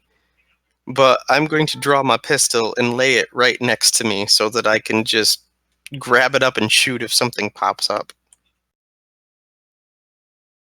Okay. But I'm telling them that, like, maybe they're headed this way. But if they can see me and something pops up, they'll be able to get a shot at it too, I would think.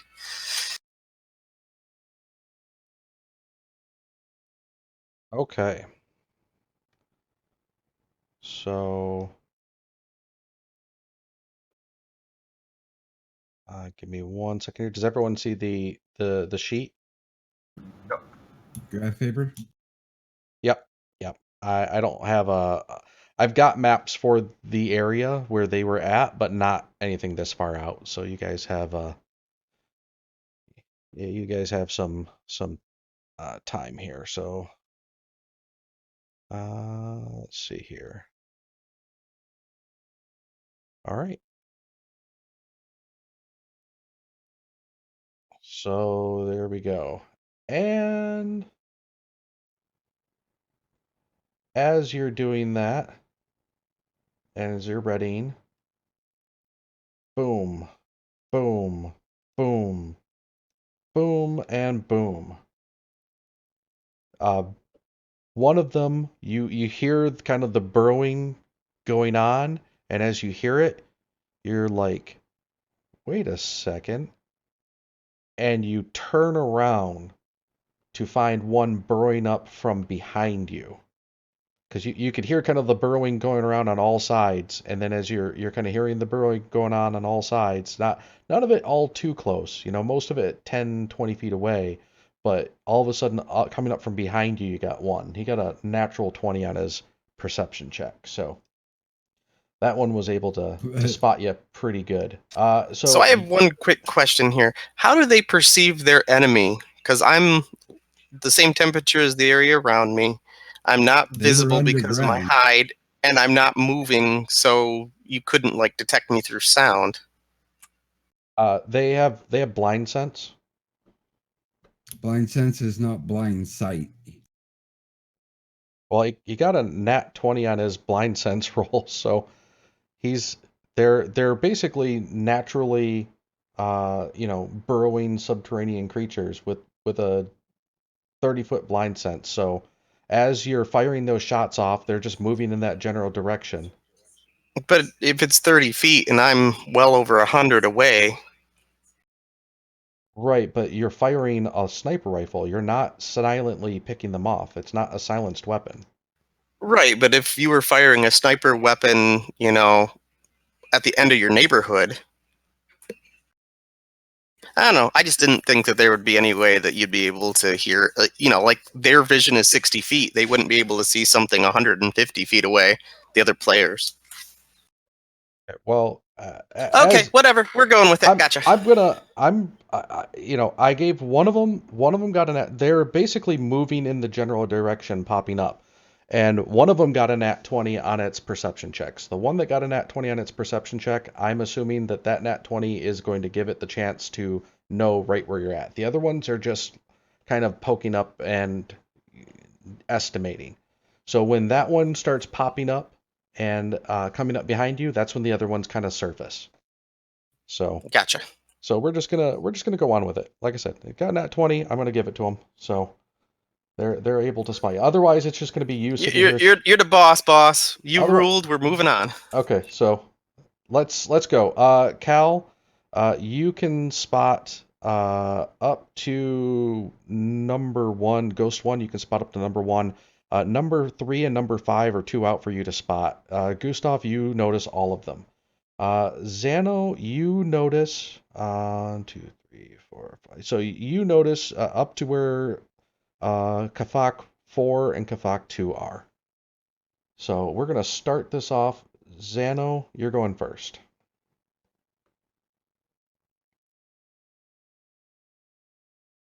I don't think there's really anything I can do at the moment. I mean, I can try and put a shot off of 4, but that might be it. Okay. He's about what, 60 feet away? Didn't measure it. Okay. Wreck him. If you control click him, it'll tell you exactly how far away he is. You don't need to even draw it. Oh, 60. Okay, cool. Yep. So 60 Yeah, we'll feet. try. And then what's your range increment on your weapon? 80. 80? Okay, perfect. So yeah, you can shoot him without penalty.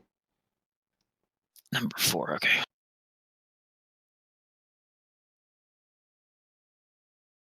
So do I Okay. get my ready Yep. to action before?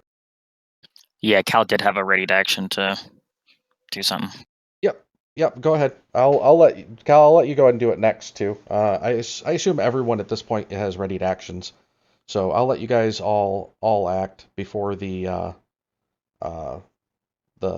Cathects come up. So All right, so so we're just gonna do it in order. All yeah, right. you're gonna do it. Everyone's gonna basically get their readied action, and then I'll let the Cathects go. So all right, Bam. nice. All right, so I'm gonna skip him, Cal.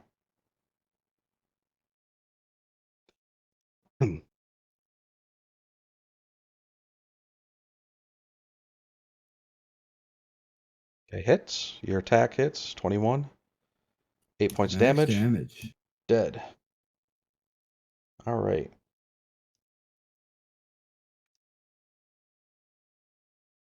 All right.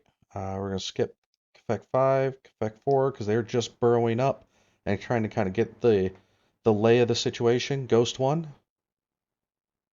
All right, 50 feet to number 1. Okay. I'm gonna use my 28 on stealth as the trick Yep. attack, right? Trick attack. Yep. Go for it. And that means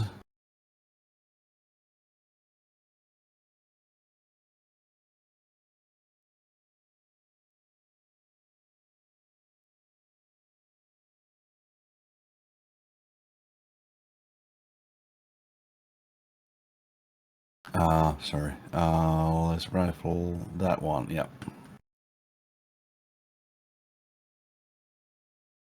And I miss. Oh. It says you're non-proficient. Are you non? You should be What? proficient. What? No, I should be. It would I still. mean, Yeah, you might want to. Did you? Is that a rifle or is it a sniper rifle? Because I don't think the operatives are proficient with regular long arms. Yeah, I don't believe I you are. thought that was a sniper, but maybe I was wrong. No, I think the azimuth is just a regular. Yeah, it's just a regular laser rifle. It's not a sniper rifle. Anything that sniper rifle says sniper on it. Oh, okay. You Well, you could use your pistol. It's got a range of 80 feet, so we could let you. Uh, if you want, we could say it was a pistol attack. but still, out of a 2 is not No, going to let's- hit. let's go. Let's roll with this. I mean, it was my mistake, so let's roll with it. Yeah, but still, a 2 is only going to give you an 8, and an 8's not going to hit. So, So all right, so you missed. We can go ahead and skip to Gustav. Gustav, you've got one that's wounded right behind you. Or unless Ghost 1, did you want to move?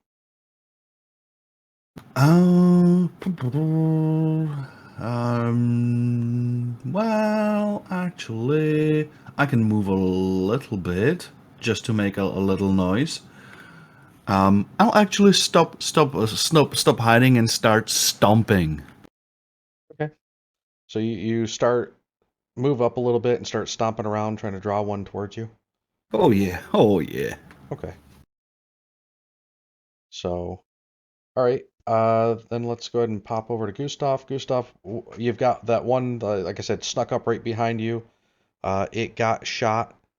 Um, I think it was Zano put the, excuse me, the hurt on it, wounded it pretty badly.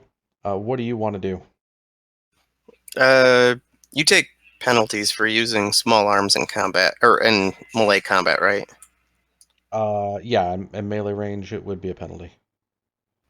Okay. Well, because my sniper rifle has the strap around it, when I go to move, it'll just come with me. I'm going to uh, have my pistol and draw my knife, I guess. Yeah, I think you said you already had your pistol, so you could draw your knife as a move action and take a stab at it. Yep. And as long as, well, yeah, and I want to use my trick attack for that too. Okay. You Mm, wiggle the where'd my knife. You wiggle the knife in its face, and it looks like delicious knife. Your your trick attack is to tempt it and make it think it's yummy. Sorry, 1 second. All my sheets went wonky.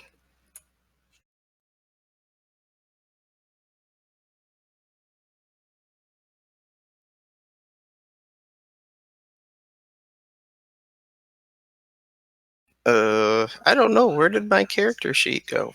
F me. Can you double click your icon in the top left? Oh, it got dragged way the heck over there. Okay. Yeah, I hate it when that happens. So, roll for stealth first. Sure. As Yep. long as he's under a 3 CR. Yep, he is. There's CR 1/3, by the way. So you can treat him as CR 1 for trick attack. You didn't target him though. If you target it, it will automatically calculate it out. So now I got to look at it. It's KAC, right? It does not penetrate. It hits, but does not penetrate its armor. So you stab it, but you're not able to get through the carapace. Okay. So, but pretty close. Okay, so we're gonna skip them. Okay, so then it's gonna go up to Xano again. Xano. So they've kind of burrowed up. We're gonna say that at that point they're kind of just finding you. They're gonna start moving just a little bit closer, um, like that. And so Xano, what are you gonna do now? You've got that one that you've wounded, which was right on Gustav. You saw him stab at it, but essentially his knife just kind of uh, uh, hit that steely carapace and came right off without doing any serious damage. Yeah, I may go ahead and same stuff, different day. Okay. Okay. Hits.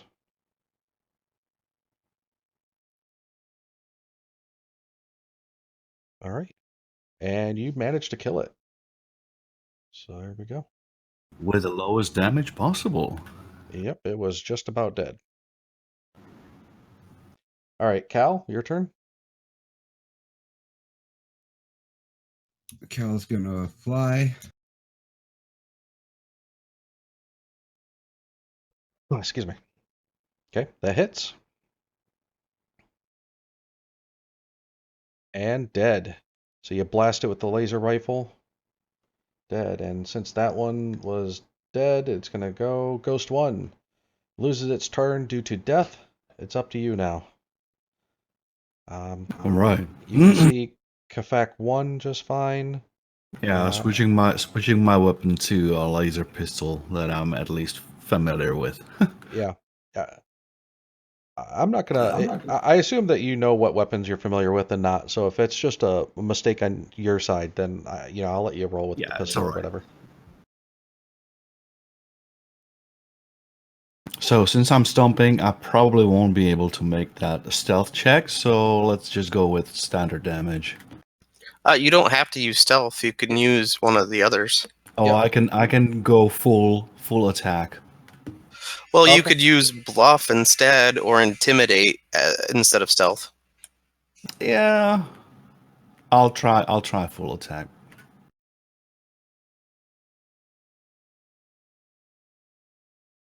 There you go. One So hit, one miss. Yep, one hit.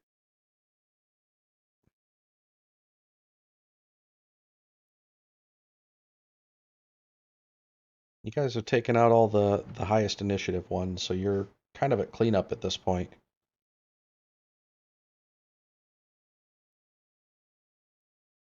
Oh, okay. Well, it would have been 3 damage because I don't think you get the trick attack damage. So I Oh, will. it was it still Yep. on me? Okay, Yep. roll back the 5. Yeah. Yep. No big deal. So it's. Let me get rid of that dead status effect. Here we go.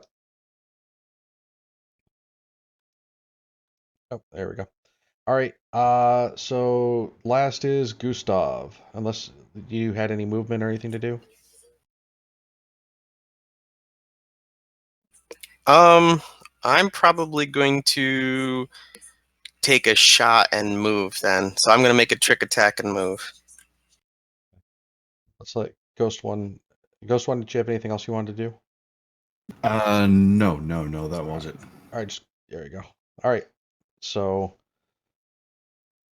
go ahead and I guess make your trick attack. Definitely your stealth was going to work for that trick attack.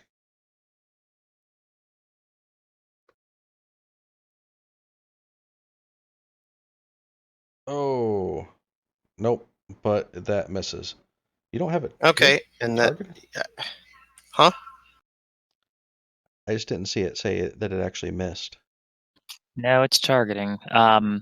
What's probably happening is I've had it in some games where one of the buttons don't work even with targeting.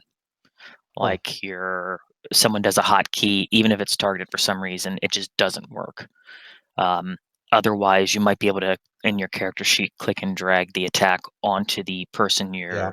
you want to hit in the map, and it will roll the same way. Should. Yeah, you might need to reset your hotkey there. It doesn't seem to be Okay. working. All Okay. right. Well, I shot and did a little read, but Okay. Shot moved. All right. So, this one is actually going to be start. They're not terribly fast though, and that one's just going to keep moving closer. And that's well, actually, that one can get up to you, and that one can get up to there, and that's it. Xano, your turn again. So you see one that's wounded. It's right on top of Ghost One. If you're attacking that one, Ghost One is giving it some cover. But I would say the Kafet 3 is far enough away, it's not getting any cover. So you can actually shoot that one a little bit easier. or he could probably move, make a 5-foot step or move 10 feet and get a clear shot at it if he prefers to. I might just be able to pull off and see 3. Just might be able to. Yeah, I'm probably gonna trudge up a couple spaces and get a diagonal shot on the Kefek. Okay, you can do that. So maybe we'll say yayish. I Yeah, can that should be clear enough. go one more. I'm 10 feet off the ground. Okay.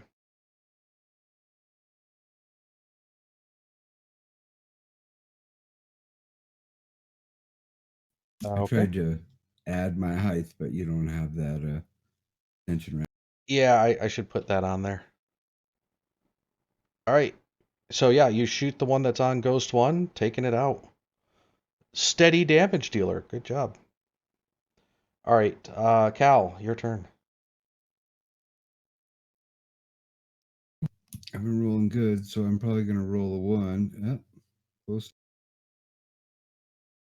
And she will fly up another 5 feet, so she's not accessible from the. Okay. Ghost 1. Now that the Kefek that was on you is dead, you got a clear shot at Kefek 3.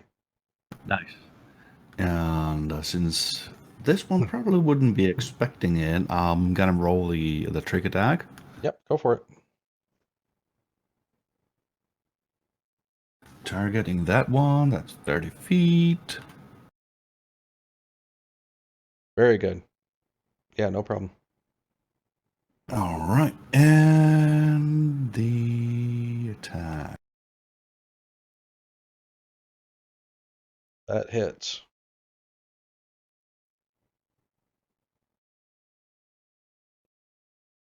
And actually, if you add your trick attack damage, it's going to be dead. Oh, did not add the Yep. crap. I forgot. No Yeah, big it deal. does It only has 1 hit point left, so no matter what your trick attack is, it's enough to kill it. Oh, very much enough to kill it. More than double its health. So What's the plus? Oh, it's just a 1d4 plus 4 weapon. Wow. It's yeah, the laser Wait, pistols are not all that damaging. But they have long Yeah. range. So Well, no, like if it's a plus 4 and it's a 1d4, that's far more than a standard pistol. plus. Well, I don't know why the +4, but a plus 3 is from weapon specialization for class level, and I've got a plus 3 in the damage. I don't know why it says +4. I guess I'm missing weapon specialization then.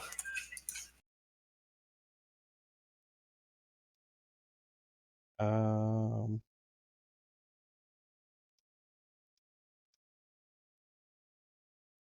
Yeah, on 3rd level, weapon specialization, you gain the weapon specialization feat as a bonus feat for each weapon type with which this class grants you proficiency.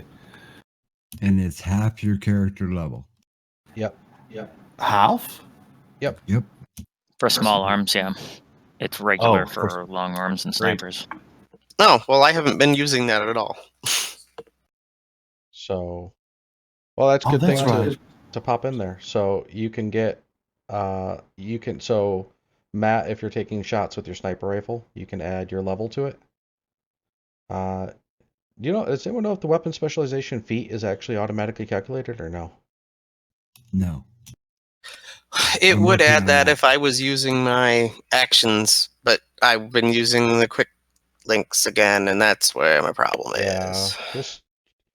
I understand that. I mean, you should be able to drag your actions back, but you got to make sure when you level up, you're updating them. It's not Well, a my link. problem. It basically copies the effects when you drag it down there. It doesn't actually link it to it. I know, but the problem is dragging it that far. Did you get your new mouse? No, I'm waiting for it to go on sale. Oh, stop being a cheat butt and go get the mouse. It's like $20. No, it's 50 something. Oh, geez. All right. So And then I accidentally almost ordered the one that was one up from it that's somehow a weird special edition for $350 instead. ah. So yeah. So you yes. What do we have here? So yeah, you guys end up taking all those guys out. They were not all that challenging. It just they were kind of just writhing all over the place trying to find you. But not incredibly difficult to kill off, as you guys saw. So let me pull this up here. So what we have is um do, do, do, do, do. Cal flies back to the truck, lands on top of the cab, looks in at Ham, Mhm. and says, "Why don't you go pick up?" To you want him to go pick up the others? Yeah, let's move along. We got Okay. him. You don't have to Okay. worry about him. We Actually, saved him." I wanna go around and pick up the corpses of these things so that we can, you know, make some money off this, and then I think we should probably go with the truck a little bit closer and investigate what they were after. Okay. So essentially, the carapaces of these creatures are relatively uh, rich. They're very mineral dense and very rich. So if you want to take the time, you can use, let's say, a survival check, and you can actually kind of skin them, so you're able to get more of the carapace and less of the actual creature. Take probably about 10 minutes each. So if you want to spend an hour here, you could do that. And the carapaces are very in demand for crafting armor, and they can also be refined down. Um, so they're worth a decent amount each. Okay. I think we should probably investigate what they were after first in case they were like, like it was a truck and they were surviving people. But then afterwards, we can look into skinning them. Okay. Um,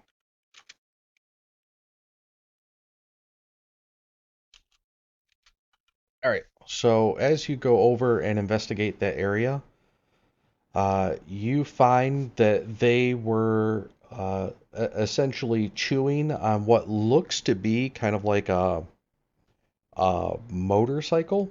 It's some sort of like a big fat two-wheeled. Think about if you crossed a motorcycle with a dune buggy. It's got the big fat Ooh, tires, but it's set up more like one person in the middle and two tires. But it's kind of like a big sand motorcycle. And you sounds like can a see badass dirt bike. it's basically these things have been chewing on it for some time now, so it's not in drivable shape. And you see that beside it there's the corpse of a Yosoki that looks like it's been dried out and there for some time. Okay. So they just wandered upon this, then, huh? Yeah, I either guess either check they the Yosoki and the bike for usable salvage. okay. There's some power cells on the bike if you guys want to take those. We'll say there's the equivalent of about 10 batteries there. Anything on the Yosoki? The Yosoki, he's just it doesn't look like he's got very much. He's got a cred stick on him.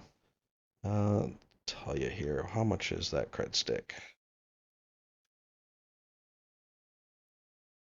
Uh, Actually, the cred stick is not too bad. He's got 99 credits on it. Okay, But divide that up among the party, I guess. yeah, I'll add it to the party sheet. Uh, Sounds good. And then I'd like to, as we're going through this, if there's anything we salvage, we salvage. If we could take the bike back, like if there, I mean, it looks like a big truck. If we could fit this in the big truck, take the bike. If not, salvage the parts. But I still think we should like take the corpse back because he might have family.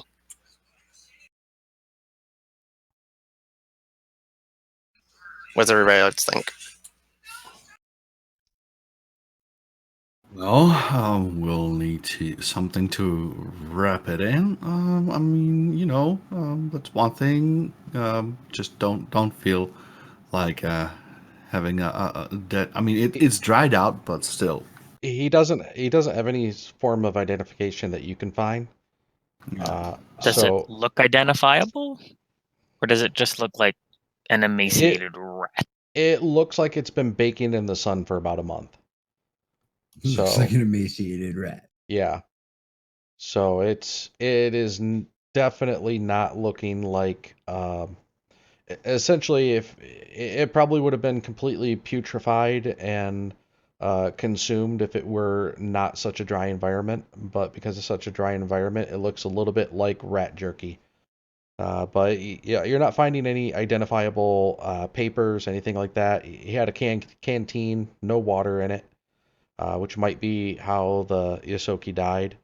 Um, there's doesn't appear to be any food, anything like that. The bike uh, has battery power, but it's in such a destroyed shape that you don't know if it was still drivable when he stopped there. It could have been that it was damaged and he kind of died off or something. He did have some money on him, but no identifiable papers or anything. So you could take the time to bury him if you wanted. Yeah, I think just under the sand, bury him. And then I guess if we've got a good engineer, they could probably salvage parts off the bike while we carve up the, the creatures for their carapace. Yeah, you could probably get some usable parts off of the bike and throw them onto the truck. The other thing is there is a serial number on the bike, so you might be able to when you head back to town, you might be able to look up who might have owned it and let the family know. Assuming that the person that had the bike was the legal owner of it. On Akaton? That is a good question. Akaton is Don't know. I want to get caught with that bike. yeah, Akaton is very well known for being how do you say loose on records. That's one of the reasons why it's popular for businesses. So but there's a chance. I mean, if you guys are interested in doing that, there is that information. What is the check to get the carapace from these creatures? Um, yeah, we'll just say a survival 10. It's not going to be all that hard.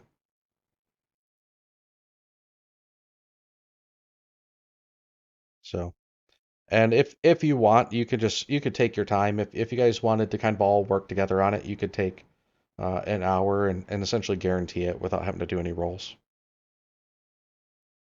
Assuming that you don't have a Well, penalty in survival, everyone could just take 10 and get it done in yeah, I was gonna say if I 20 took 10, minutes I'd each. have a 19. Yep. So, If I took 10, I'd have a 10. Well, wait, you're the engineer, right? Can you do the bike? Yeah, he said we salvaged what we could, and Yeah, I'll leave that to the engineer while I do what I do best and survive. okay, um, we're gonna just say scrap here, and then I'll give you 10 units at a 10 price each.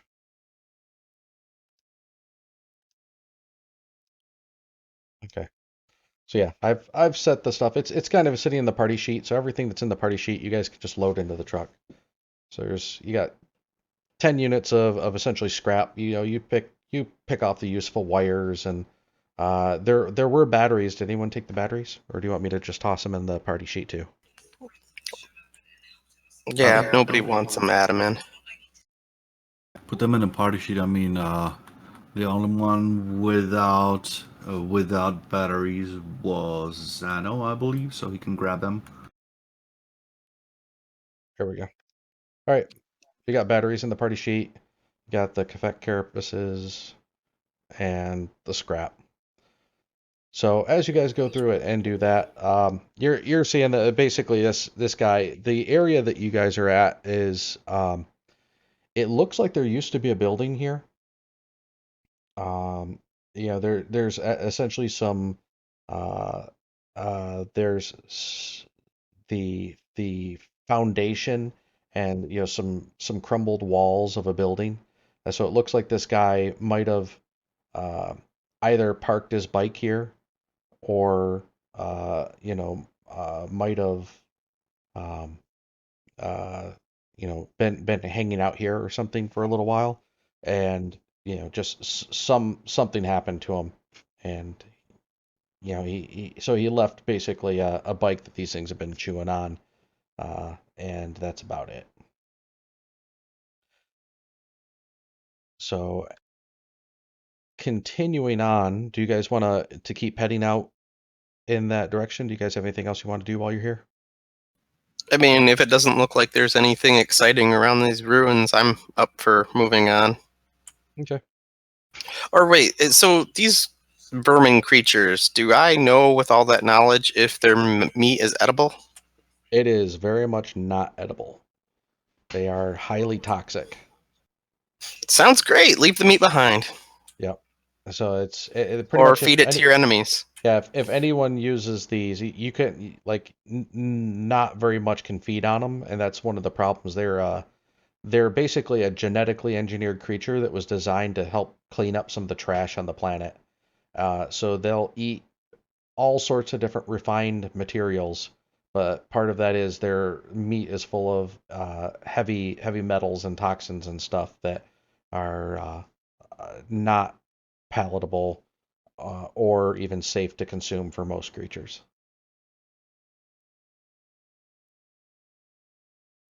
So as you guys continue on, anything else here before we head out? Is anybody going to roll a perception check for the area to see if there's anything else? Did we pretty much scour it while we were there? Okay. So you're going to take some time and kind of dig through the area. You give it a good look. I can show you here. Du-du-du-du-du. I guess there's not really much to show. It's basically just a ruined out uh just like a ruined out building. It's like the foundation of it. You got some stairs, you got some walls. None of them are very high. It looks like the whatever building was here was burnt out or destroyed out years ago. Um, there's Were there any stairs that might have led down? um, not that you can see. It's basically just going from an area that's probably about 10 feet further up to kind of like a lower level, but uh, the the the ceiling must have collapsed in years ago. So and it's been eroded. So this looks like this building is, if you had to guess, the building is, you know, at least hundreds of years old, maybe even older. It's quite old. There's no ceiling left to it. It's just basically where the walls met the foundation. There's a few standing, maybe foot to 3 foot high walls. Lots of just general rubble and rock. But you can see where stairs were fashioned out. There's a little bit of you can see kind of like the tile. Like there's some red paint on some flat stones that looks like it might have been more of like a decorative tile or something, but it's all worn away and sandblasted from the years, and there's not really a lot left to it. But no, you scan the area, you dig around pretty thoroughly, and you're not coming up with anything that stands out as uh, particularly valuable or of interest. It is a very interesting, maybe kind of archaeological area, though. There might be like little, odds and ends and trinkets if of the people that were there before, but nothing that stands out of value.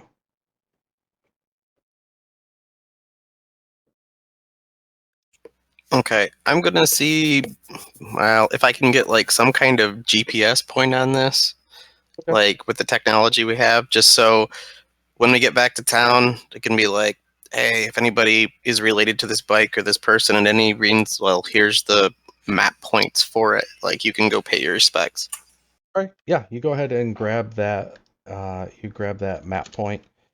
Um, And are you going to take a note to take the serial number plate? If Cal tells me that you can do that, we will take the plate. Well, then, yeah, I'll take the plate. Okay. Or at least take the information off of it, whatever. So you grab some general coordinates. You're able to pull up a data pad and get pretty exact coordinates. Throw that on there. You know snap a quick shot of the serial number plate on the bike, um, and kind of make note that there's the Yosoki owner, or at least assumed to be owner there. Um, and then yeah, you guys can go ahead and move on unless there's anything else.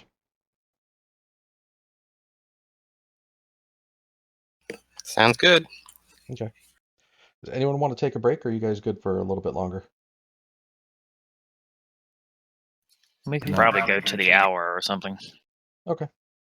Sounds So good. So let's go ahead and move on just a little bit, and then we can take a break here in a few moments. So as you guys go ahead and get that, it's still dark out. It's probably, like I said earlier, probably about 3 hours after sunset, maybe about 4 hours now that you've scoured around, looked for things, and you guys get back. Hammond's been just kind of keeping the truck running, lighting the area up, and kind of watching you guys uh, load resources into the back. And then as soon as everyone's back in, you kind of give a tap on the cab of the truck, and then he starts driving off down to the area where you guys are headed. Uh, you end up traveling another. It seems like about 3 or 4 hours go by. Uh, not again. It's night. It's hard to see. You guys are keeping your best effort, kind of peering out and seeing what you can find in the darkness, and there's just not a lot going on there. After some time, though, yeah, you're coming up to the point where the sands are starting to lessen a little bit. The sandstorms aren't quite as strong as they were.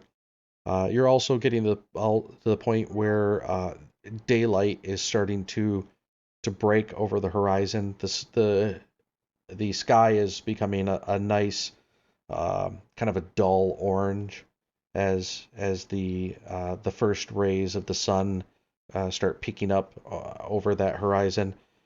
Uh, the air is very cloudy and red still.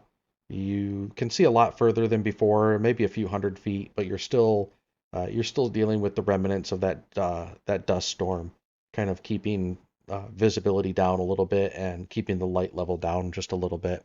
But you've got the idea that uh, the dawn is nearly on you. As you're doing that, the Hammond kind of stops and stops the truck and kind of turns over and looks at you. And as he looks at you, he looks back and he just kind of shrugs, like, I don't know, kind of mildly confusing. I asked him if he thinks we're close. He nods his head yes, but he looks around, and as he looks around, he he points to his eye, he points out there, and he wiggles his finger no. So you're kind of getting the impression that he says he's not seeing anything. So uh, you guys know that this parcel of land is several kilometers. It's probably let's say a 10 by 10 kilometer plot. Out in the middle of the waste, they're not going to even bother with much less than that. So while it's a small plot for Akaton, there's literally like 100 kilometers of 100 square kilometers of land that you could be searching here on it. So if you guys are at it, then that would mean that you guys are, you guys can start the search and narrow down. But it might be kind of difficult to actually pinpoint something specific here without a better idea of exactly what it is you're looking for.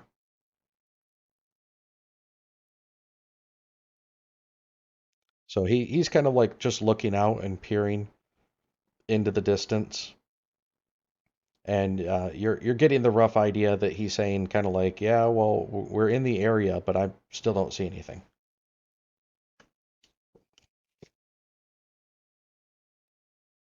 Well, I don't know that we were supposed to see anything. We didn't have an intent. Well, without our starship, which was, I thought, kind of the point, uh, Cal tells everybody, well, I guess I'll go fly around and see if I see anything. I'll be Okay. back in a while. So you can, and again, it's one of those things with the sandstorm going on. It's a little bit hard to see, but you can see the headlights from a lot further away than you could, especially if you're up in the air. So you can fly around and see a bit. You have to stay at probably, I'd say, a couple hundred feet off the ground though, at max, in order to be able to see what's going on there. And even then, it is. Um, it's dim light, so maybe something like a hundred. You can go maybe about 100 feet or so up before you start really not being able to catch much detail on the ground. Uh, so as you get up and you start trying to get a bird's eye view, uh, you're Uh-huh. roll me a perception check.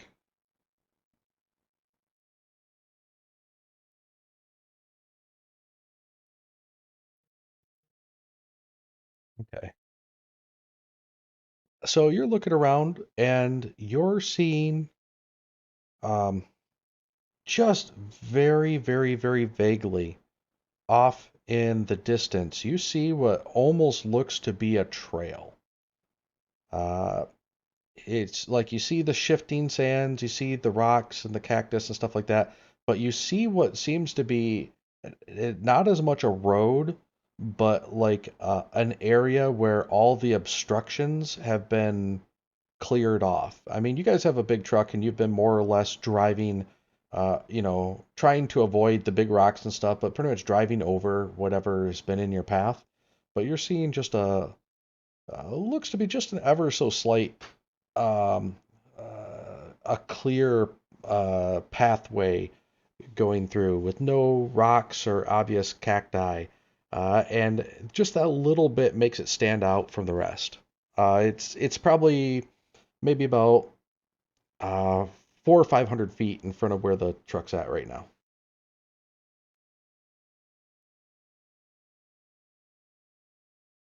All right. Well, I would definitely fly closer to it Okay. and not like, land on it. But if I don't need such a bird's eye view, then I would fly to it, look around, and then probably fly back along it towards the. Yeah, you're seeing. So it looks like it's actually been going on for a little ways. Definitely. It goes in roughly the same direction that the truck is pointing. A few hundred feet off of where you're at. But if you look around the other way, it looks like it's been going on. And as the light starts to light up and you're getting a little bit more light to see, you can see it. It looks like it's a fairly long straight shot. Again, no obvious, like no tire treads or worn path or anything like that. Everything is really dust covered, but you can see that it is definitely a cleared out row, probably about twice as wide as the truck. Sounds like a road to me. So I fly back to the truck and tell everybody. Okay. You fly back, Or tell get everyone. within comm range, whatever. Yep. Tell them I found a road. Yep. You're able to just tell them that you found one over there, and then Hammond can kind of eyeball you up there and kind of make his way over. And then when you guys get there, he ends up finding you guys can see it fairly well there, where there's a nice straight shot, no cacti, no rocks, nothing like that. Just a nice open shot going on. So you guys start following that path, and as you follow that path, it continues on. After a few clicks down the road, you end up encountering just off in the distance what looks to be like a small shed. Uh, not very big.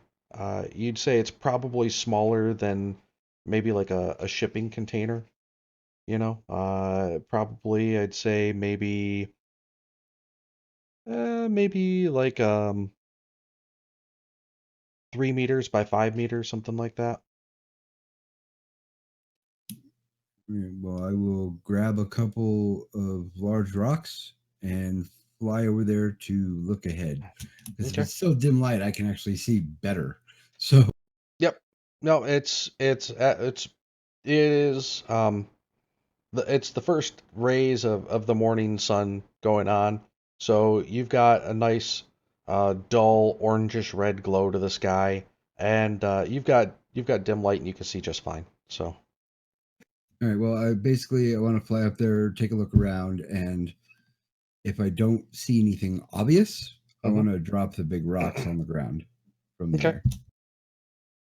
All right. Are you dropping them in any specific area? Because as you see the shed, there's a door on the opposite side of where you guys are driving up from.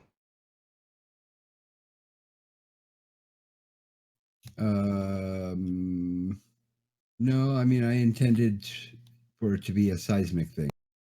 Okay. So not necessarily by a door or anything like that. Okay. So as you drop the rocks and they leave a good sized thud, you're sitting there and kind of paying attention to see if anything happens, and you're not seeing anything just kind of come burrowing out or chasing after you. So that looks fairly clear. I had to fly back to the truck and tell him. Okay. You fly back to the truck, tell them, and Looks like a shipping container, and there doesn't seem to be anything. yeah, it's like a metal shed. Looks like it could have been made from shipping container parts. It looks kind of uh, uh, It looks like a makeshift shed. yeah, makeshift, worn. It does not look like it doesn't look like someone decided to make this as like a permanent established, you know, um, homestead or anything. Doesn't look well lived in. It looks worn. It looks more like an improvised shelter. So it's not a she shed. It's a he said, she said.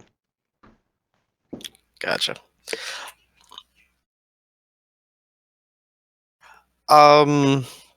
Yeah. Do we just want to drive up to it then, guys? And gal? Not really. I mean, if I was to build a place like this, I would probably add a few defenses against that.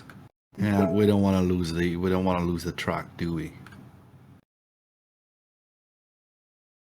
Okay, well, I Exploring on guess foot. being a scout, I'll go scout it out. Okay, do you still have your heat vision on? I've been flipping back and forth between the two of them, but yeah. Okay, I just want to know what you have on when you go up there. That's not ominous at all. Well, I've been spending a few minutes in one, and then I'll flip back to the other until, like, I find something, and then I'll kind of stay in that. Okay, I have my camouflage on, and I quietly start slowly sneaking up to it. Okay.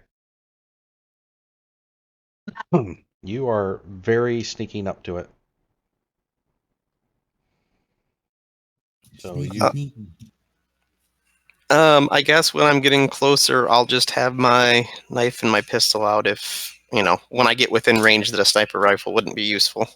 So Xano thinks to send off coordinates of where you guys are at to the captain. And yeah, you guys are part of the same crew, so you can essentially pretty easily transmit coordinates back and forth. Um, just like having the system-wide tracker or the system-wide comm unit lets you be tracked fairly easily. Setting a crew signal on your communicator will let you guys track each other at least to general position fairly easily. Maybe not specifically like down to the foot, but roughly down to the sector that you're in pretty easily. But yeah, you can transmit exact coordinates of where you're at, no problem. Okay. At least he has yeah, Xano's a killer, man. He's murdering people left and right. Well, murdering crab creatures left and right. Well, no, he's keeping us out of trouble. We disappear. No one has our coordinates. So yeah, Okay. Yeah, I'm gonna speak up. I'm gonna continue sneaking up, and the door's on the back side, you say? yep, it's on the opposite side of where you're at right now. So I'm gonna keep my eyes and ears open for any defenses or people or anything that moves. So, looking around, one thing that you can notice is that um, there are footprints going in and out. There's uh, there's like a kind of like a sheltered area in front of the door where it's kind of covered over, and you've got some tarps and stuff like that. And you can see that someone at least within it's dry and kind of hard to get a good estimate, but this would have been blown away by the dust within, probably a day or so. So it looks like someone within the past day or so has been going in and out of this shed. 28 to determine size, build, race, anything I can from these tracks. You can determine that whoever was here was probably medium size. And from the particular gait that you're seeing on the footprints, probably female.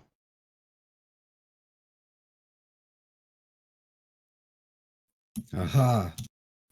I am Say going it to out loud. quietly whisper. Zai! I'm going to quietly whisper this information to the rest of the group, and then, assuming they'll probably come to catch up, I will move over to the door. Okay. You Did go ahead and start walking up to the door. sorry to interrupt. Sneaking. Does the gate look like they were dragged? It was only solo, I will. limping. I will explain what I know. It just looks like someone had been walking in and out. You see the trail, like someone has walked out and come in within the past day. The particular way that the feet are um, pointed forward. The toes are pointed forward a little bit more, not pointed out, which would usually pointed out and a little bit longer stride would indicate male. Pointed in slightly more and a slightly shorter stride would indicate female. Probably not overly tall, but not a very large foot size. So it's possible that it's not female, but it's definitely a slight creature, but your best guess would put it at it's probably a female that's been coming in and out of here of fairly average height for, let's say, if it were human. Okay. Cal, since you have flight ability, um, could you kind of keep an eye around? I want to make sure no one is following us and sneaking up on us. Yeah. She can fly up and take a look around. Because I've got this weird feeling like if she's actually here and she ran away to here and we end up leading whoever's chasing her to here, I don't want that to happen. Okay. Does the door look just like a standard door, or is there any security measures? That you can see, no, it just looks like essentially a wooden, kind of like a hastily fashioned wooden door. It looks well worn. Like this place has been here for several years, but it doesn't look like it's been here for decades. It looks like it might be a few years old. But yeah, hastily fashioned kind of wooden door, crudely built and put up there. Okay, I want to be on the side of the door instead of in front of the door Okay. and see if I can, as quietly and slowly as possible, open the door without giving somebody a line of shot at me. Okay. So you stand to the side of the door and you kind of reach your hand over and start to push the door open, and that is where we will take our break. Sounds So good. everyone just take 5 minutes, go ahead and grab yourself a drink or do whatever you need to do, and I will see you in 5. Alrighty. Cool.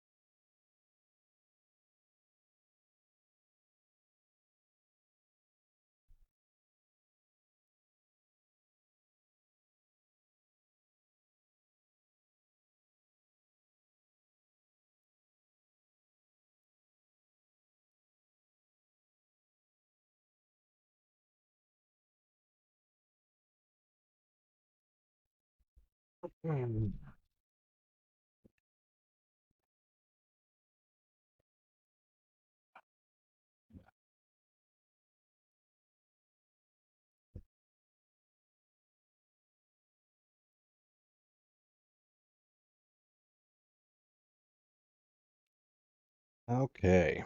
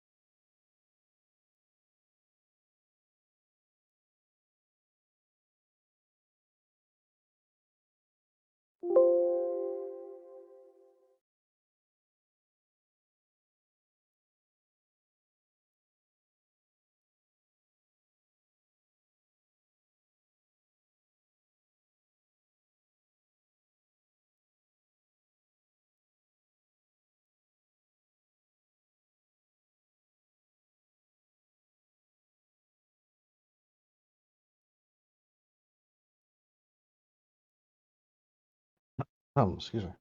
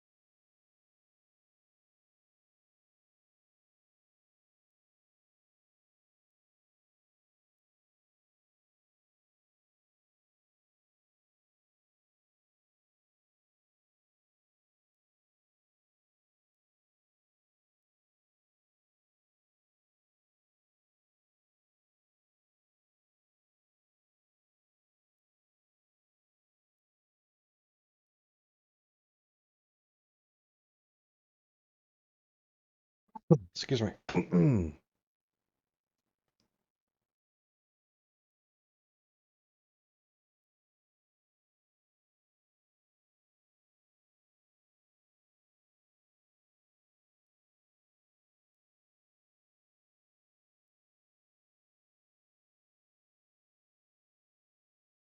I just want to make sure that uh, Ghost One, Dano, are you guys back? I didn't see a check off that you're ready. So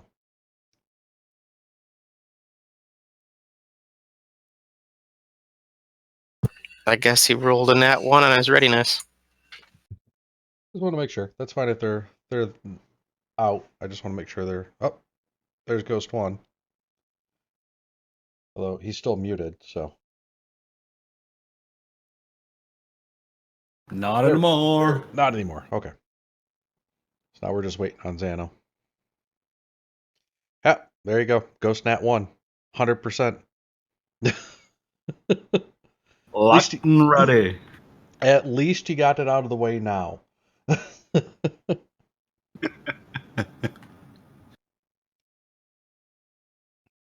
right, let me oops. Where's my maps here? I'm gonna go ahead and remove the tokens, close that out.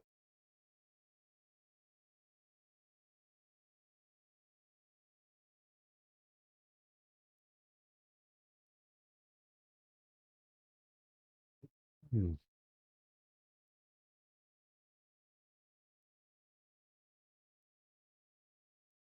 So it looks like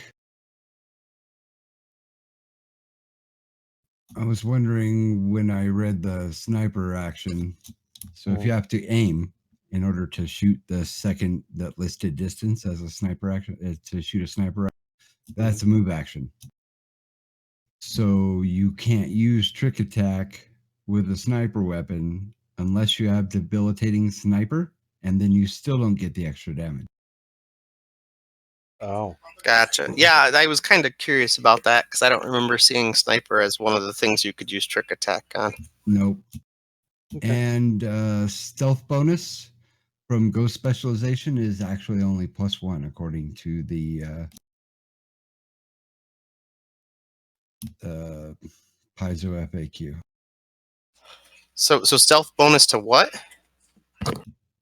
The operative ghost specialization in the core rulebook, it says a +4 bonus to a dexterity based skill to perform trick attack, but it's supposed to be a +1. Ah, okay. I'm wondering. I was just curious because you guys are rolling +17s, and even with Well, skill Gustav's. focus, my best skill is Yeah, that's the part I'm trying to figure out because it has him. Okay, so what I see is he should have a +12.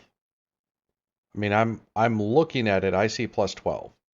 I see he has 3 ranks and he has skill focus on it, so that gives him basically double ranks in it. So 6 ranks, right? +4 for 6 ranks, dexterity. +3, +4 for dexterity. So 3 + 3 is 6. +4 for dexterity is 10. +2 13. for being an operative. So Well, that's no, because that's an insight bonus. So it's whatever his highest insight bonus is.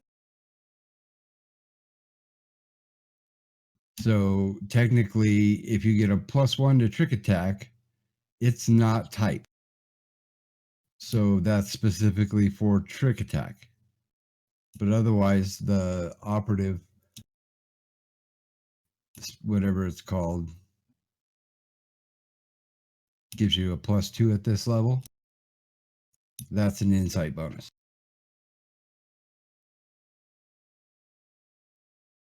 So he would get 3 plus he gets 3 if that's you said it's doubled. I don't know why it's doubled, but he gets 3 ranks. He's trained, which gives him 6 ranks or 6 as a bonus, and then he gets 4 from dexterity. Then he gets his operative bonus, which is 2, and anything else he gets. all right, so let's see here.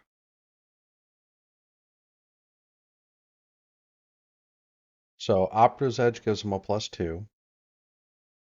At this level, yeah.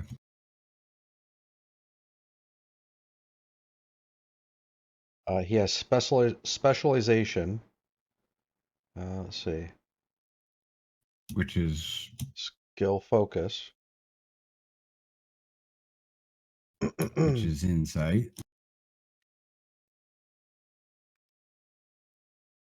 Yeah, so I look at his sheet, and when I look at his sheet, it shouldn't be 15, but it's calculating up as 15, and I don't know why. Like his sheet, I only see that it should be at a maximum.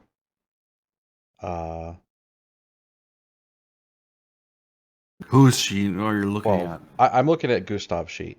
I see you should have a maximum of 12. What's are you looking at stealth? Yep. What's his operative specialization? He's actually set in as a what's it called? He's added as a ghost, but he is actually an explorer. Just the explorer was bugged when we made him, so it wasn't giving him his free ranks. So we went ahead and put on free ranks for him on we put him on as Those a skills. ghost just so he would get free ranks. he would have Right. some free ranks and his skills wouldn't be messed up because he's going to take acrobatics and stealth no matter what. So, Right. What's his theme? death touched. So I'm just trying to figure out why it's calculating out as a plus 15.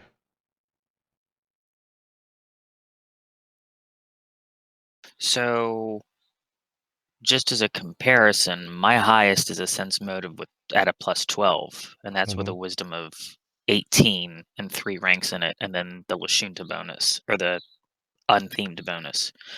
So, if he's getting a specialization, it wouldn't be too hard to see that bumping it up to 15 if he adds then an untyped bonus from Trick Shot. Yeah, but Wait, that wouldn't go on his skill stat. Did you say before that like if you have the specialization, your rank is doubled? No, that was just the wording he used. That's why I was like, I don't know why. Well, You get 1 per rank. You Yeah. get 3 for a trained class skill. You get your dex. and Okay, you so get any bonuses from your class. right. So you have 3 ranks. Because it's a class skill, you get another 3. That's where the double was coming in. So I'm not saying it you get double it, but you get Gotcha. you get a bonus 3. So that basically doubles that to 6. Then you get 4 so that for your dex, so that brings it up to 10. And then you get an insight bonus of 2 from being an operative. So I see it should be 12. But the sheet and then is calculated. does it look like somebody added 3 more to it because like free points? Because yeah, there's 3 ranks in it, and then it's proficient, so that would be whatever for being fully trained.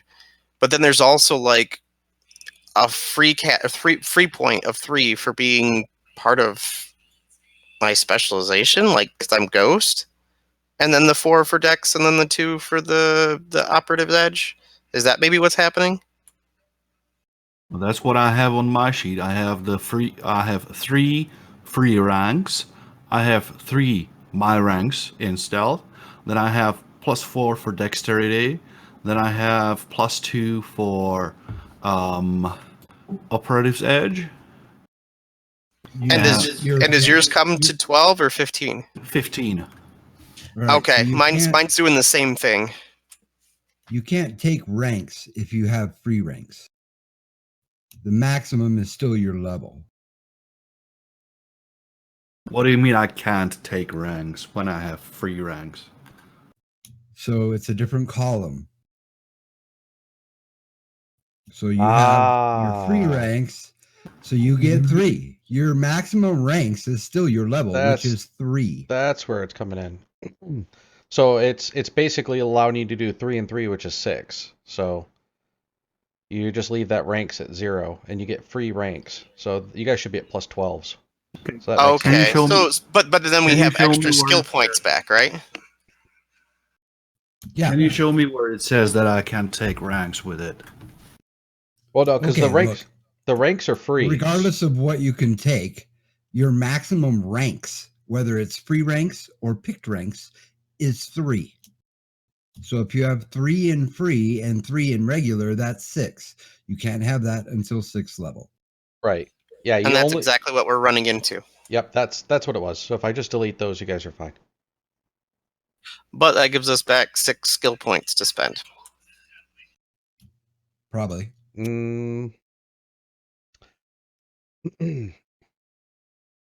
I don't know. I don't see any No, I'm listers saying available. it gave me 6 points back. No, I think you were just over.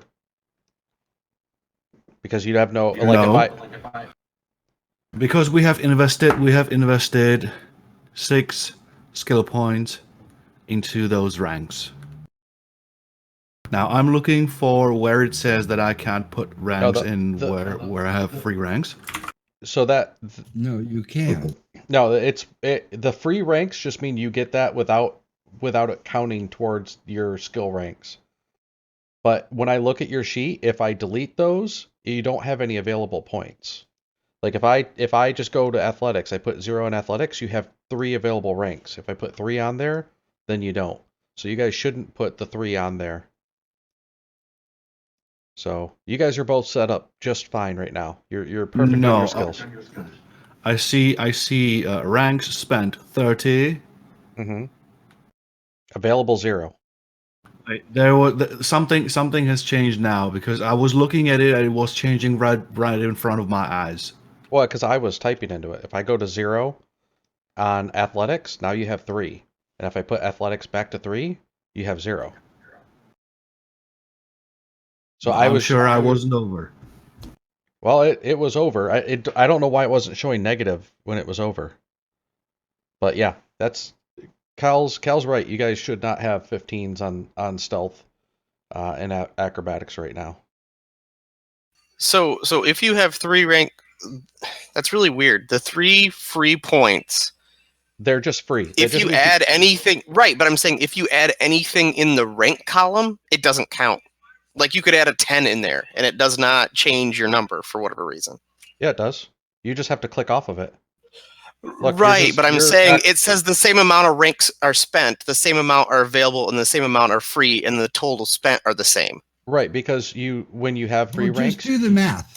Yeah, when you have free ranks, you don't get ranks. No, I'm not. I'm not making that argument at all. I've everything's fine. I've already moved on for that. I'm just trying to figure out when I change a rank in something that I already have free points, it doesn't count for anything, no matter what the number is. Yep, Cal, I think where the problem is if you put something into ranks when you get free ranks, it gives it to the bonus, but it completely ignores them as rank spent. That's what I'm saying. It's a calculation error. So when you should basically not be able to put anything in ranks if you get free ranks. That rank should just not give any bonus or be counted. Because right now it's not counted as rank spent, and it doesn't take away from your available, but it's adding to your total. So that's where it comes up as odd. Yeah, so, Gustav. There you go. And it still said I was spending the right amount of points on the top. Yeah, well, he just changed it. I can't vouch for his work. So, all right, there we go. All right, so we've got that all done. So everyone's back. We're ready to open up and reach in, right? You ready to be grabbed and killed? Yep. All right. And as always, was it Cal or Ghost that said they were going to take the back last time? I don't. No one needs to take my back. No. So okay, you. I was up flying around. Yep, Cal's up flying around, keeping an eye on you. You push the door open.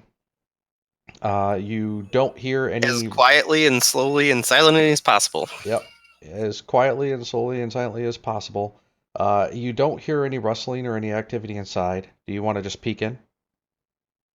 Sure. And does an acrobatic score of 1030 let me jump off the planet? Yes. You can jump straight into orbit with that high of an acrobatic score. And die. Okay. No, I'm just gonna you got a couple days. Just kind of slowly peer around the corner with my pistol drawn. I think you should say that. You think you should what? Yeah, I think I'm gonna take a quick look and then probably do that second. If depending on what I see real quickly, because I'm hoping it's still quiet and silent, but I'm going to, if I don't get a good reaction, whisper Zai's name. Okay. So you peek in very quickly. You don't see anyone standing, or looking or anything at you as you peek in. You softly say Zai and kind of look it a little bit more, and you don't see anyone inside the shed right now. It's it looks fairly cluttered. It looks like someone has been here and there has been a lot of stuff going on, but you're not seeing anyone inside of it right now. Okay. If I'm in the infrared, do I get anything? Nope. Heat signatures? Yeah, and heat signatures, you don't see, like, you see that someone has been here in the past day, but you're not getting a heat signature, but so it hasn't been the past couple of hours. So whoever was here has been gone for at least a couple of hours. Okay, I'm still going to remain stealthy and perceptive as I quietly and slowly make my way in, keeping a low profile. Okay. Roll It's a me a mimic, run! roll me a stealth and a perception in the tower.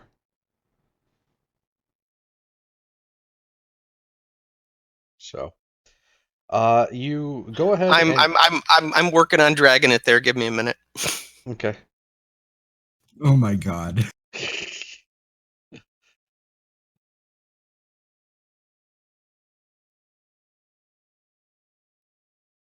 Hey, here we go. Got your stealth done. Okay, now you need your perception. So as far as you can tell, you're being decently quiet, and you're looking around, Oh, and and I get a +2 for the stealth from. Well, I guess the camouflage probably wouldn't be helpful anymore. yeah, the camouflage would help you in the natural environment, probably not as much inside the building. So it's a good thing I didn't use it. So yeah, there's essentially uh uh it's a hastily constructed shed. Inside, you see a cot. You see some storage lockers. You see a couple of water jugs inside that appear to be sealed. You see a table with a bunch of papers on it. There's like a foot locker near the cot. It just looks like a makeshift camp. Hmm. This doesn't look like it's, it hasn't been overly secured. There's no no one's really trying to keep people out of here. The door's not even locked. Though there is a bar that can be placed over the door to keep the door closed if someone's in here. But whoever left, they can't really bar the door behind them, and there's not really a lock on the door. So it just looks like this is essentially like a campsite. Okay, I'm gonna keep my eyes open for any um, booby traps. Like, hey, you pick up this book and there's a grenade under it, or something like that. If it was there may be some traps left, and just on the off chance of that, I'm just gonna keep aware of that. Okay. Yeah, There looks like a double D trap in the corner hanging off. so Double D trap. you're looking around, and again, it's pretty. It's a little bit cluttered, and but just because it's such a tight area, and there's, like I said, there's the boxes, there's papers, there's the cot and stuff like that. So it's just a small area with a bunch of various things littered around it, but it doesn't look it doesn't look like this place was intended to be defended at all, or anything valuable is really stored here. So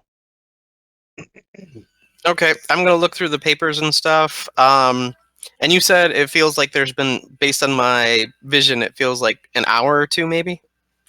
no, no one's been here in at least a couple of hours. So you're not getting any trace of heat. So Well, you said the footprints would have been gone after a few hours, so I Yep. assumed. No, So those are a couple hours, probably. So we're looking at a couple hours all the way around. No, so the visual indication, the footprints would be blown away by the dust and everything going in and out, probably within a day.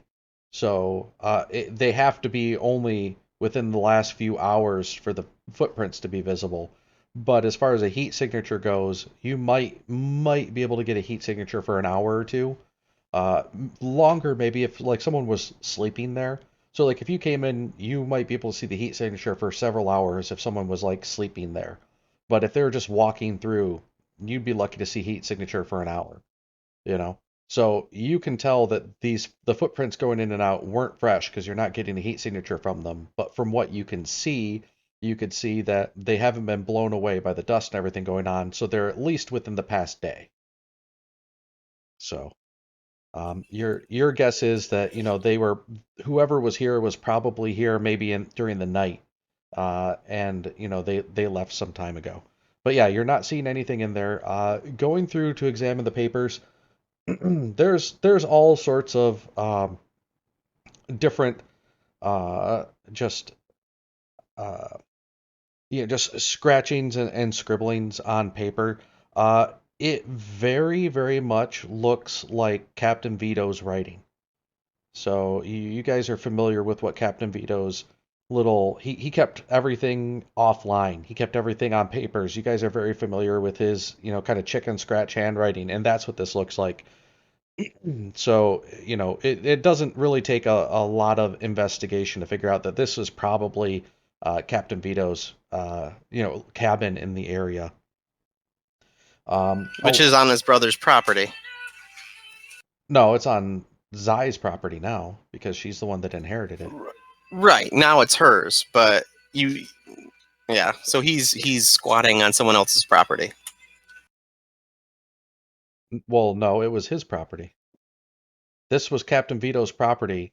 The property was getting transferred over to Zai because when he died, he left. I'm sorry, never mind. Just forget. When you said Vito, I automatically went to his brother. Never mind. Oh, My mistake. Yeah, so Captain Vito, not Denegan. Not Denegan Vito. I was thinking Denegan Vito. So my bad. Danny Vito. So Captain Danny Vito. So yeah. So this is Captain Vito's. You can assume safely it's Captain Vito's shed. He's got little chicken scratch notes all over the place. The notes. One of those things that you'll know about Captain Vito, he would get ideas in his head and he would write them down on a piece of paper and stick kind of like post-its around and leave notes around, and they would usually mean something to him, but they might not mean something to anybody else. So there's dozens of papers with little just chicken scratch ideas on them, and little words and concepts. But there is one thing that stands out as a little bit different from a lot of the other hastily scratched notes. There does appear to be a survey map of the area, and it has several things kind of like circled on it, and you can see a little X on it too, and then where you can see the X, you can kind of see a surveying road going through. So you're guessing that X might actually be where you're at because it's on the what appears to be the southern edge of the property for the actual survey. And like I said, it appears the X appears to be like right in the middle of the road. And then you guys were coming in from the south, and you didn't travel in all that far, probably less than a kilometer before you hit this. So you can see this big 10 by 10 kilometer map. And on that big 10 by 10 kilometer survey map, which is a topographical map, you see several areas circled.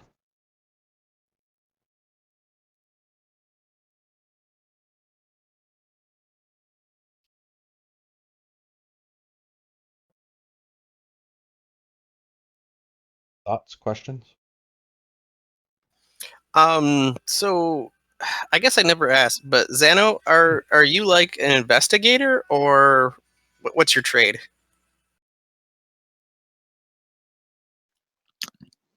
Not totally. I've been trying to figure out how to pigeonhole my character, and it's really just not able to. Looking at your picture, you remind me of like something between Constantine and like a private dick. So that's what I keep thinking every time I look at it. But yeah, if anybody else wants to come in and investigate too, like I signal that as far as I can tell, it's clear. And then based on the sheet, you said there were other marks on the sheet as well? Yeah, there appears to be 3 areas circled on this. So one area is... Is there any annotations? No, there's no annotations, just circles. So you can see one area appears to be in a cluster of high rocks. It's a topographic map. So looking at the topographic map, you can see that it's getting essentially up a little bit higher. So it looks like towards the northern end of the property, there's some high ground, and one of those areas is circled. There's another area that appears to be just about a half a click east of here, and that is circled.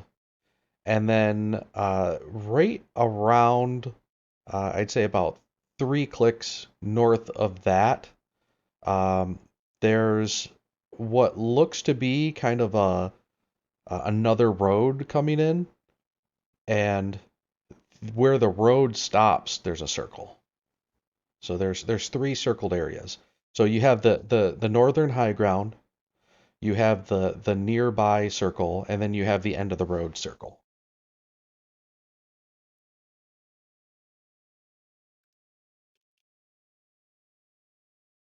Well, I would say we check out the close one and see if it's maybe a mineral deposit or something that he would. Cal would like to take his notes, Mm-hmm. his chicken scratchings, to try and eventually maybe program something to think, outside the box like the captain did, and like put together, kind of program an algorithm to put together places and things to maybe try and figure out his notes Okay. for a Yeah, later date. Well, let's just scoop up all the notes then. That shouldn't be Yep. too hard. Okay. Yeah, you scoop up the notes and you start scanning them in, and have your AI start, kind of processing these things and seeing if it can find connections between them. Well, you said how close is the closest one? Half click, yeah. I half say we half go. click. Yeah, I mean you can Which you walk can there. walk in 5 minutes. Yeah, in 5 minutes. 5 minute Well, walk. you could almost see a half a click. So Yep. Yeah, if it weren't for the dust storm, you probably could see that one.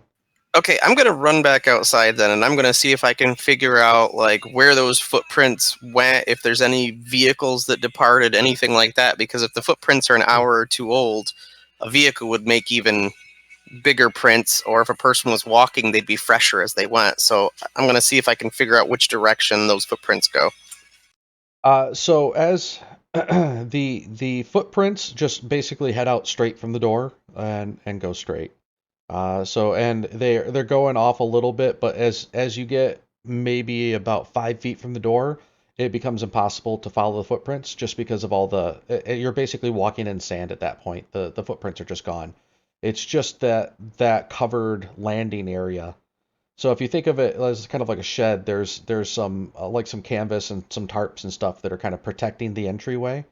And as you get to that kind of covered canvas entryway, it's sheltered a little bit from the wind. But as soon as you walk out past the end of that canvas, everything's just wiped away. So all you can see is that they walked out from the door. Okay, I was just thinking because if somebody gets like in a large vehicle that has like sand tires Yep. on it, even in blowing wind, it's going to be Yep. there for a while. There's obvious tracks from where the truck is right now. So yeah, you can tell that there's at least recently there's been no heavy vehicles or equipment going through here. So either she had something small or she walked. Which direction?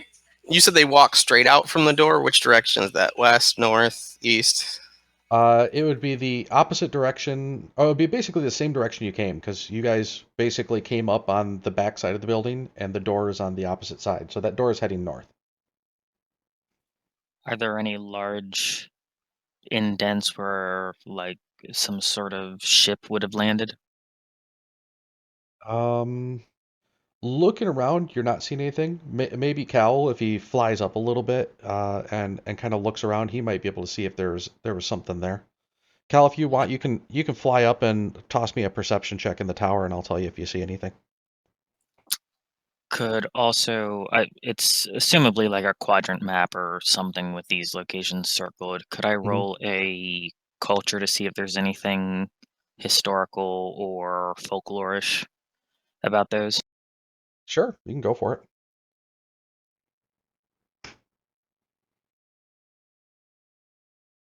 Okay. So we'll start with Cal. Cal, you um looking around, you can see a bit north of here. You can see kind of like three divots in the ground, where it's possible that either a ship landed and you see the like kind of the tripod landing gear of a ship, but it could also be that a ship was sitting there for a long time and just kind of left divots in the ground. You can see that something's pressed in, but it's impossible to tell how long ago it was. Uh, uh, Cal, give me an intelligence check, just straight up intelligence.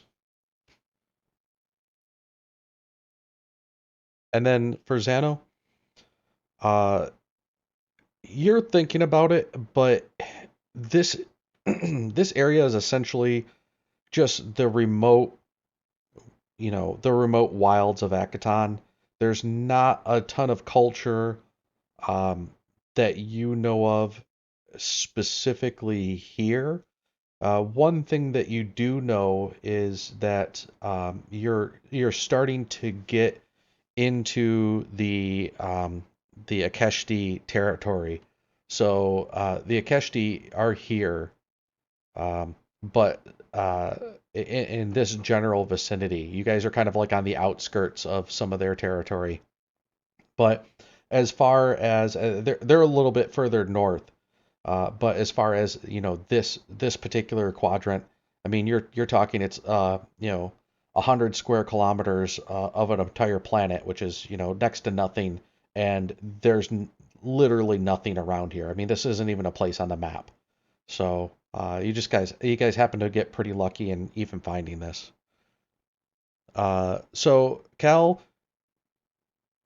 when you look at the divots on the ground, it happens to be almost the exact same size as the three uh, landing legs of the Leadfoot.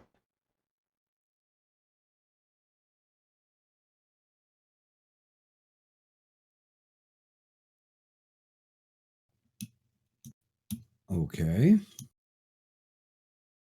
So the pattern happens to be pretty similar. You're used to going in and out of the Leadfoot, and it looks very similar to the pattern of the landing gear on the Leadfoot. So it could essentially be the uh, an explorer class Right. ship, but also it's a very common frame too. So, uh, but yeah, Yeah, that's it's not essentially what you like got. we should carve something into the bottom of our landing gear so we know it was the Leadfoot that landed Yep. in the future. Kind of like carving a chunk out of your shoe so you know it was you. All right. Well, I'm gonna go back. Okay.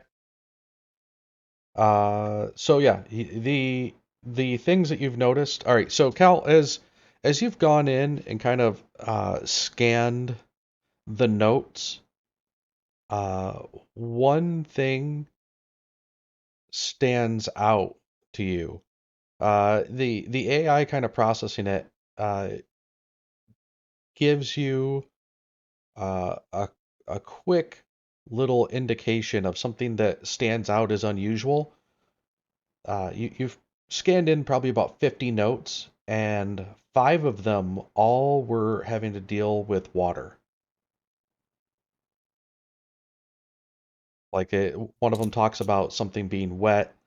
Another one talks about pools. Another one talks about dripping. There's several instances all talking of water or liquid in the notes, and that comes in there. That's kind of one of the associations that comes up pretty quickly. All right. Well, I'll share that information with everybody. So, what would be a good resource on Akaton? Yep.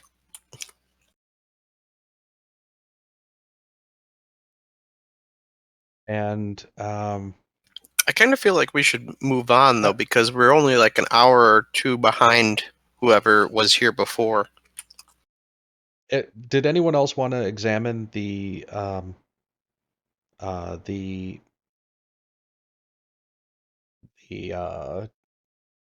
survey? Yeah, I can do that. I guess that would be physical science. Yeah, go ahead and give a physical science roll. Why not? Not great.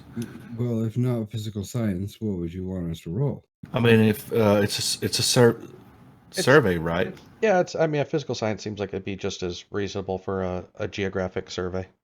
Yeah. Who here is able to roll physical science? Is everyone? Because physical science is one you got to be trained in. I'm trained. Okay. Zano can't. Or can't. Okay. So, Cal, if you want to take a look at the survey as well.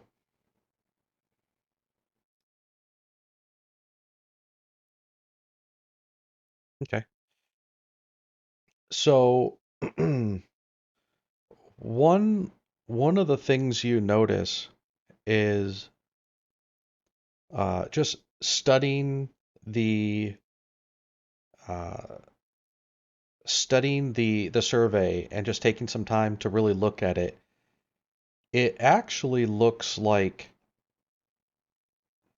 where the circle um, at the end of the road is, the road doesn't actually look like it's a road. It looks like it's an ancient river.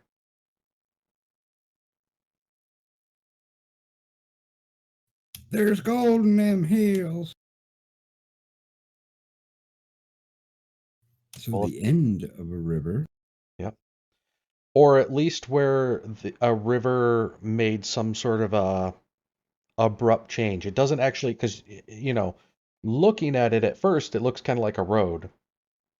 But when you're Right. looking, it's much there is signs of kind of like a floodplain around it, not as much of a clear-cut road, but it's easily mistaken as a road because if you had a river could easily look like it's a road going by, but you notice the erosion of kind of floodplains around it where it kind of goes into a little bit of a valley too. Noticing that, it looks like it very much could be either where a river ended or where a river had some sort of an abrupt change or something like that.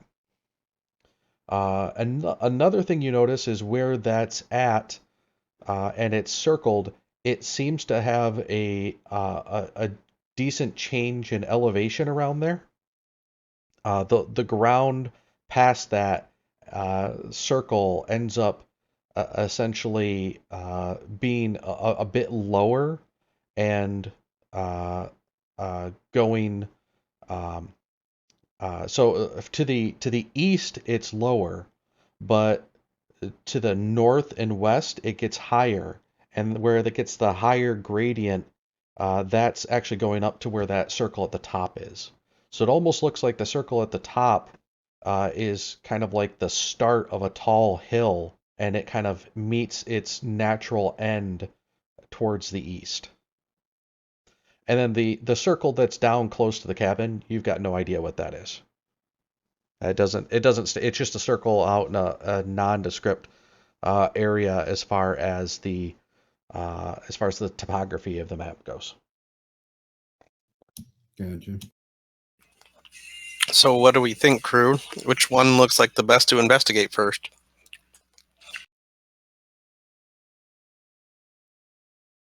Huh. I mean,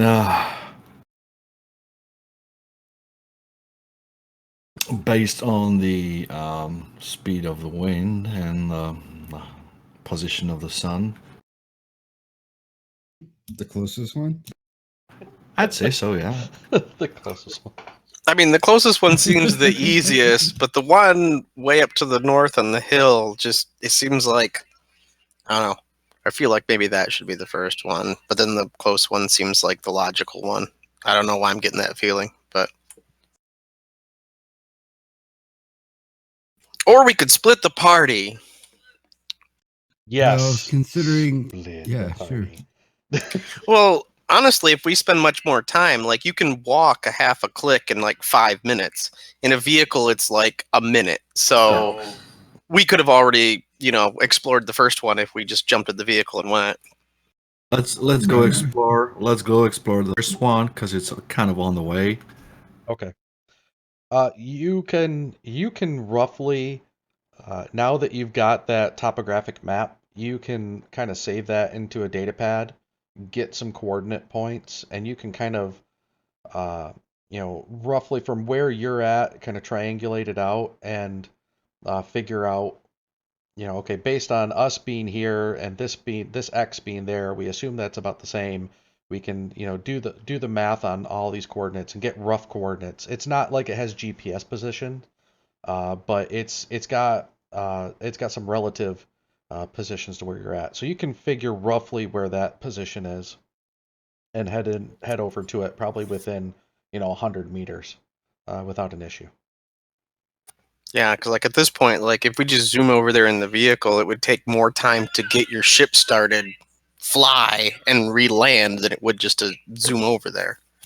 Well, I mean it's only Half a few. click, you could just about see it. Yeah, it's a few minute. It's like a 5-10 minute walk. So I mean, essentially, Yeah. even taking the 8-minute vehicle. mile. Yeah, even taking the vehicle, you're not talking uh, all that long. So yeah, you get to the general area pretty quick. So you guys want to go check that one out? Unless anybody wants to go to a different one. All right. So you guys, are you jumping in the vehicle, or are you guys just gonna walk there? I think take the vehicle, because if we're going to keep going to the next spot, it's a little further away. That one is off the road a little bit, but you shouldn't have any problems navigating off road with that vehicle. Um, so you guys go ahead and jump in the vehicle. You kind of, do you want to take the survey map with you, or do you want to at least take a picture of it or something so you can refer to and show Hammond? Hammond's just staying in the truck right now. I thought we scooped up all the papers, so let's just take everything, I guess. Well, I would digitize the map so we don't have to try and pull it out in the middle of a sandstorm. There you go. Okay. That sounds like a good idea. You go ahead and scan the map in with the notes that you had, and then you can physically just hand the map to Hammond, just kind of say, "Hey, we're here. We need to go over there." And then he just kind of looks, nods, shakes his head, and starts driving off in that general direction. As probably about 2 minutes goes by, he stops the truck and just kind of looks at you and smiles. So, Okay, from the top of the truck where I'm at, do I see anything? Let's see. Rocks, shrubs, cactus. I mean, it's pretty from where you're at. It's pretty difficult. Everyone, go ahead and toss me a perception check in the tower.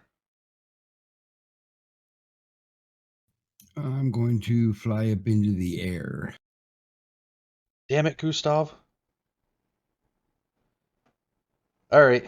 Well, Cal, as you fly into the air, you're looking around and trying to see if you spot anything. And flying in the air is a pretty good idea.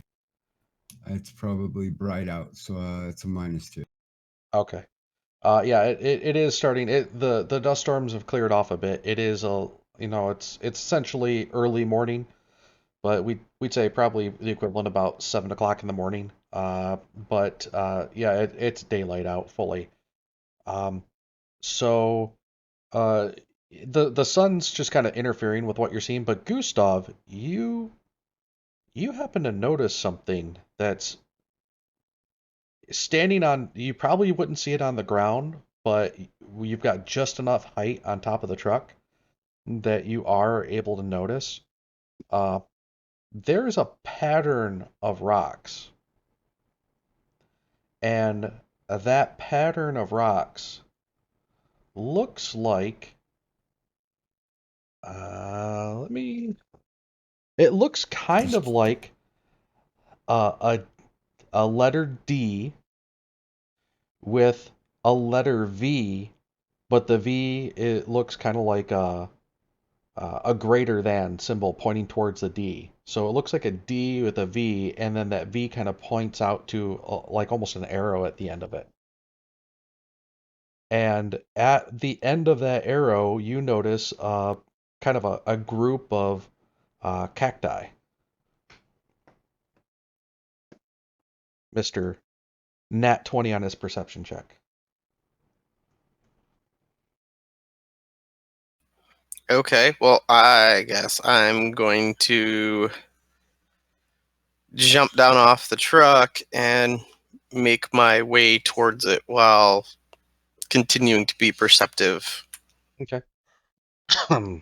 and doing a Tell half-assed job of anybody- hiding. You tell anybody what you saw? Yeah, that'll probably be a second thought. I'm like, oh yeah, hey guys, by the way, I see this over So- here as I make my way towards it. So as he starts to point that out, Cal, you can see it now clear as day. You don't know why you didn't really notice it before, but yeah, I now was flying with my eyes closed. yeah, if once you open up your eyes The and sun was in my eyes. try to peek past that sunlight, you then you then get that really clear view of the DV, which would be uh, the captain's initials, but the V turned sideways, kind of pointing towards a little clump of cactus. Looks from the ground looks very natural, but when you're flying directly above it, it stands out as obviously these have been placed purposefully here. So I can track, but I can't shoot. so there you go. So what do you guys want to do with this? Well, I'm probably already halfway there. Well, yeah, you're right there. I mean, you're standing there looking at it. It's rocks and a group of cactus, just kind of cacti, and you're kind of just looking at it. So I guess I'm gonna kind of poke the cactus with my knife, see if there's anything kind of around there. It explodes. no exploding cacti. They just seem to be like normal. They are kind of planted in a cluster right at the end of where that V kind of points to. It looks very much like it's pointing at the cacti. And they just seem to be normal cacti. Yep, as far as you Like can my tell. knife cuts them and everything. Yep, your knife cuts them. There's nothing odd about them. Well, Yeah, there's yeah, something yeah. very, very odd about Hey. cacti here. You know what that means? Well, I mean, I'm assuming it's a marker of some sort. Yeah. Like, they need water to grow.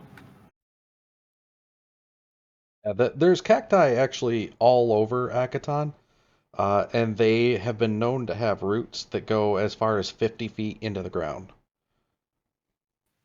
I'm gonna see if I can, I don't know, determine anything.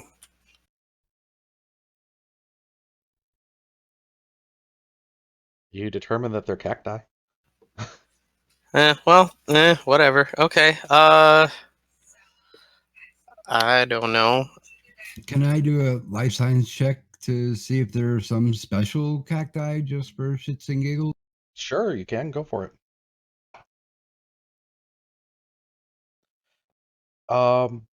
So sure, I'll give this one to you. The cacti there are not. They look very similar to the other cacti in the area, but they don't appear to be the native cacti to Akaton. They look like they've been placed there, even though they look nearly identical. I mean, you're looking at it, and the only thing that really sets them off is, if on a slightly closer examination, uh, these cacti have a more pronounced ridge where the little spines come up, and the cacti native to Akaton they don't have as much of a sharp ridge as they have softer bumps with kind of like the spines coming off. But these look to be just a little bit more rigid, and you wouldn't even notice it amongst all the other cacti, except that you're just really focusing and concentrating on them. So it's a non-native cacti placed there. Well, I didn't bring a shovel. I'm gonna start like stabbing the ground around it with my knife, because that'll go down at least a little ways, and see if I can feel or find anything. Let's see. So Zano asks if he could use a combination of token spell and telekinetic hand to create an extremely elongated rod, and just keep sifting and pushing the rod down, creating longer and longer until it hits something. I'm making a giant ass straw and telekinetically pushing it down farther into the ground. Um, yeah, I mean, I don't see why not. Yeah, you could. Brilliant. Sure, you could do that. So as you sit there and you guys kind of just you're poking around with your knife, and there's nothing. It seems to be nothing shallow here. Um, the if you're studying the cactus, these cacti don't seem to be they don't have deep roots. Like the cacti on Akiton actually have very, very deep roots. They're able to hit a lot of that subterranean water. This type of cacti actually has very shallow roots, and they're able to take in water from the atmosphere and live on next to no water. So while they look very much like the Ecton cacti, they're different enough that they can survive there without too much, without the same amount of water that some of the other local varieties use. So as you're going through and clearing away some of the ground around these cacti, and you're finding that the cacti don't have a deep root system, you're able to kind of even move the cacti a little bit and move them out of the way, and realize that their roots are probably only going about a foot into the ground. You're slowly boring your way down into the ground, when all of a sudden you hear a thunk, and with that we're going to end. So all right, everybody, we will figure out what you tunked into next time. Dunk. Dunk. So there we go. I hope everyone enjoyed the game, and if you have anything that you want to kind of go over and cover, we can do that. But I'm going to go ahead and end the stream there. So Hey now, all right. cheater. Bye bye.